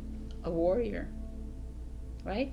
And we're like stepping into remembrance of who we are, and you're starting to realize that, what am I doing in this job? What am I studying here? What am I doing here? And you're like seeing things fresh. And the future is the Six of Wands. It's victory, it's success, it's like completion. It's this world energy card with this victory here. Usually in the original world, I don't know if I have it here with me. In the original world, there's like a wreath. So there's the completion of that. Like, you've completed this journey, you're moving into something new, and whatever that new is, you're following your heart, and it's going to like propel you into something beautiful. As long as you get away from this Emperor energy that's keeping you down. You know, like nobody puts Aquarius in the corner, right? like that. I just watched Dirty Dancing again. So I was like, this is this feeling here that you're ready, Aquarius, to make the move, to step into whatever it is that you need to go. And the Tower is your advice card. And if you didn't watch the intro, 1 + 6 is 7. 2023 is the 7 year. This is the Tower card coming in saying, this is your year, my beautiful Aquarius. We are in the rise of the aging Aquarius. It's time to, like, whatever you were doing these past few months, playing the game, playing in this illusion, it's time to break that shit down, because that is where you need to be at. That is where you thrive in. You thrive in this. You thrive in making changes, in making painful changes that look painful for everyone else, but you can handle it. It's time to break down the rules. It's time to break down the systems. It's time for evolution to happen, right? Evolution happens within you first. Step outside, man. Be the rebel that you are. Do the things that you want to do. the pain is there, the pain will stay, but if you release it, there's an ego here. There's like a big ego, because it doesn't have to be someone else. It could be your freaking ego that's holding you down from doing exactly what you need to do. So go get that freaking job. Go get that man or that woman. Go get them. Go get whatever it is you want to do. What are you waiting for, Aquarius? Why are you getting bogged down by shit? And why am I swearing with you more? But it's like the Tower. It's like you're the rebel. You're a revolutionary. You're the one who has to create this. So we're waiting. So it's your job to do that, and we're waiting for you. Things are looking up for you, my beautiful Aquarius, and I love it, because it's been a bit strange these past few weeks, or months for you. So what's the last message for my beautiful Aquarians, please?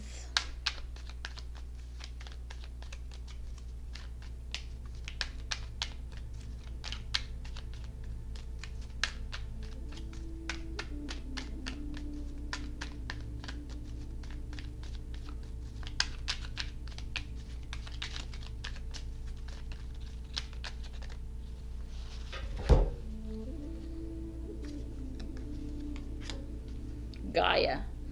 Connect to the pulse of Mother Earth. She will guide you through this time of change. Beautiful card. Connect to Gaia is connecting to us. Connecting to your fellow man. Connecting to the consciousness. Please do that. Ask us. Tap into the consciousness. We're here to help you and guide you as well. And we're here to get your guidance as well. But drop that freaking ego.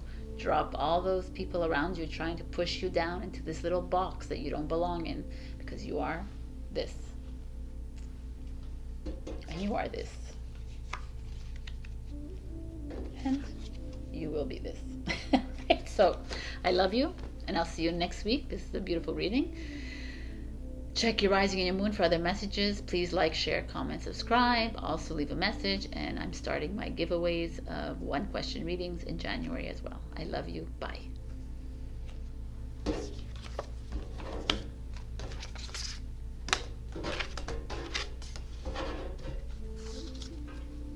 I think it's going to be my new favorite deck, this one. It's really pretty. Hello, my beautiful Pisces. We got the Temple. So the Temple is something that you, it could be religious, it doesn't have to be, but to me it's the temple of our heart, the temple of our body, the temple of our soul, like that which you deem sacred in your life, right? That which you deem the gift, precious. So, I mean, people have temples, altars of crystals, temples, like altars of pictures of your loved ones, whatever have you. But it's very inner here, right? Exterior is like some people consider sacred their home and their belongings and the material and their businesses and their things, whereas the 2023 is still starting to go within. Very interesting energy showing up for you, Pisces. So let's see what's going on with you. We have the Two of Wands in the past energy. Some of you have been between between past. Some of you maybe some of you are wanting to travel. Some of you are wanting to move away, or some of you are going into greener pastures. There's a flight or a direction, a focus for you here. Wheel of Fortune is where you're exactly where you need to be.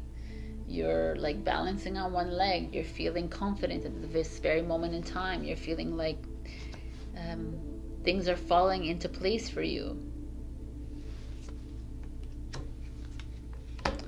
But your challenge is the Ace of Swords, which is very interesting here. The Ace of Swords is something new. Is a communication. Is a new beginning. Communication could be comes in a form of an email, a text message, a letter, phone calls. there could be that is showing up for you. But Ace of Swords is seeing things clearly, and you're not. So why are we not seeing things clearly here? Everything seems to be working in your favor, but you're not seeing. So what is at the root of this? The Empress. The Empress energy is Taurus Libra energy. Let's see now. So this could be a female in your life, like it could be your partner, it could be someone you work with, someone, a friend or family member, that at the root of this is making you feel good in your temple. It's making you feel like everything is right, everything is set in place for you.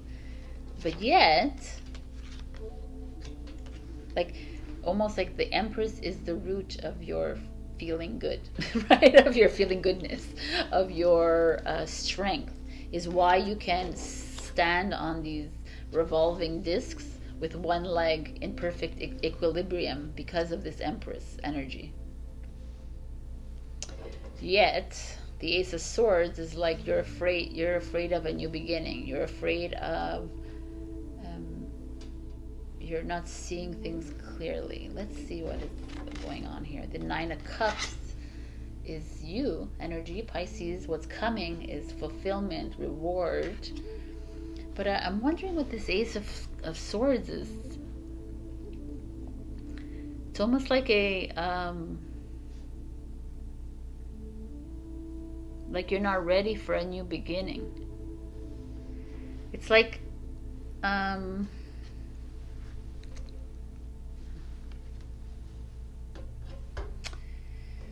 it's like a double-edged sword.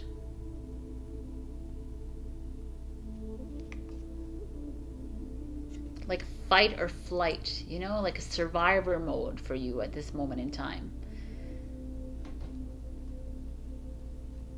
Like things feel really right to me here, yet there is something you're hiding, or something you're not seeing clearly. Like I keep saying that, I know that there's something that's like it almost feels like your outside temple is very good. It looks really good. Like everything is working out for you. Your business is great. Your home is great. Your family is great. Like, you know, here it's like this plant is in a glass covered thing. Everything feels good on the outside. Yet the Ace of Swords, which is your mind, something inside of you is not 100%. You feel like there's something wrong. You feel like you can't see it. You can't like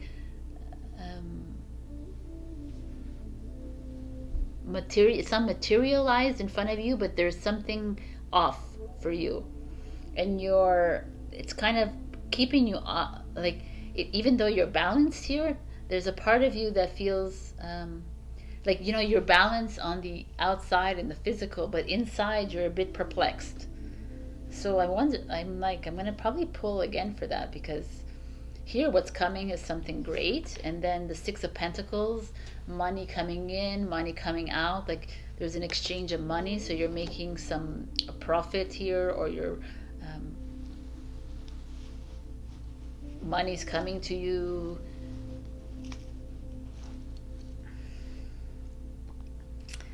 I'm not sure what this is. Like I'm like the Eight of Wands again. Oh, it's not here, the Eight of Wands. But the Eight of Wands is this energy, is fast energy. It's a communication energy as well. Like there's something coming in towards you. I really want to. Here, let me use this since most of the cards are here except for the Eight of Wands. Let me understand this Ace of Swords, please, for Pisces.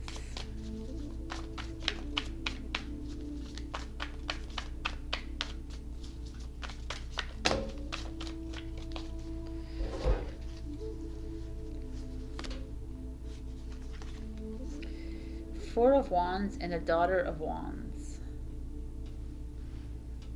So the Four of Wands and the Daughter of Wands. The Four of Wands is happiness, celebration, and the Daughter of Wands is the Page of Wands, which is something new again.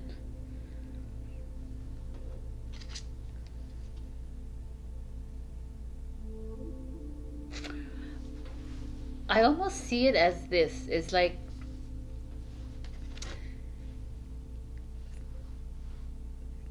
things feel very hunky-dory for Pisces here. There's a solid, everyone, if you have a solid divine feminine energy around you that's keeping you afloat, that's keeping you balanced, keeps you feeling great, and there's this feeling of fulfillment and reward coming your way, and also like you're probably going to make some money on an investment, or you're going to make some, like there's abundance coming your way, or you're volunteering, you're giving money. There's just this feeling of very all around bliss here. But the energy here is that there's something else, there's something brewing inside, like within your temple, within your body, within your heart, that you know doesn't feel right. And you're living a facade life here. You're living on the outside and there's like some work that needs to be done within. And it's up to you to go deep, to dive really deep inside. But obviously, I would need to pull out a whole bunch of more cards here, because the Eight of Wands energy, which is the Sagittarius energy, is at like, this is like almost like a thunder lightning situation here. It's almost like you're needing to reach out to somebody outside of yourself, outside of your little life, also to get guidance or to find help, because there's something much deeper here at play. Okay, you agree? Okay.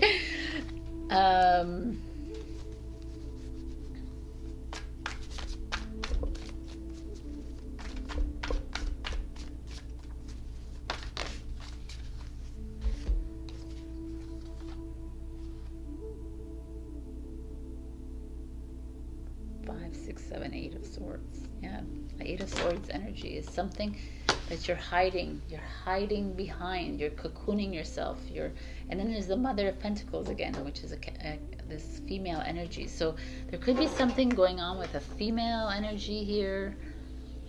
The daughter shows up as well, like mother daughter, doesn't have to be that, but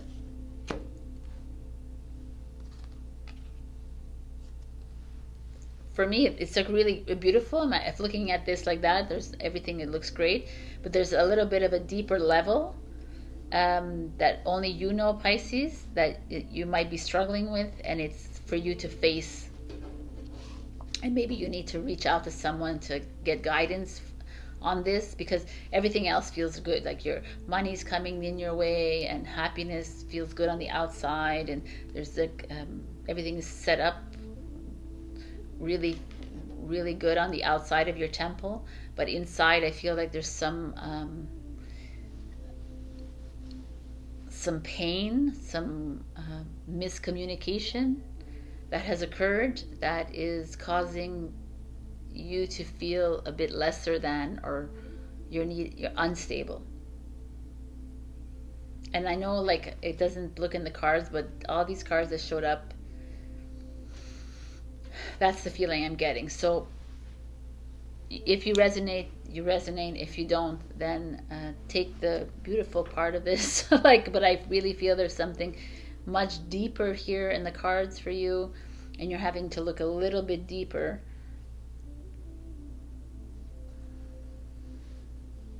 within yourself to find that way into that inner temple of yours, because you are working on an outside temple.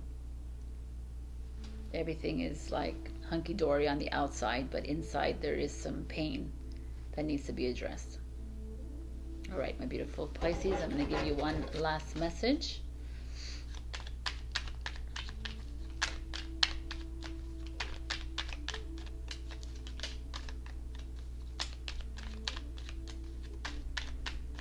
I know it's interesting. Like I don't. It's this Ace of Swords. I don't know. It feels painful to me.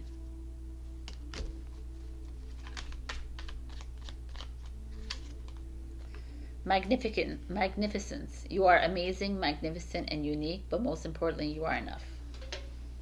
It's a beautiful message I get at the end of this.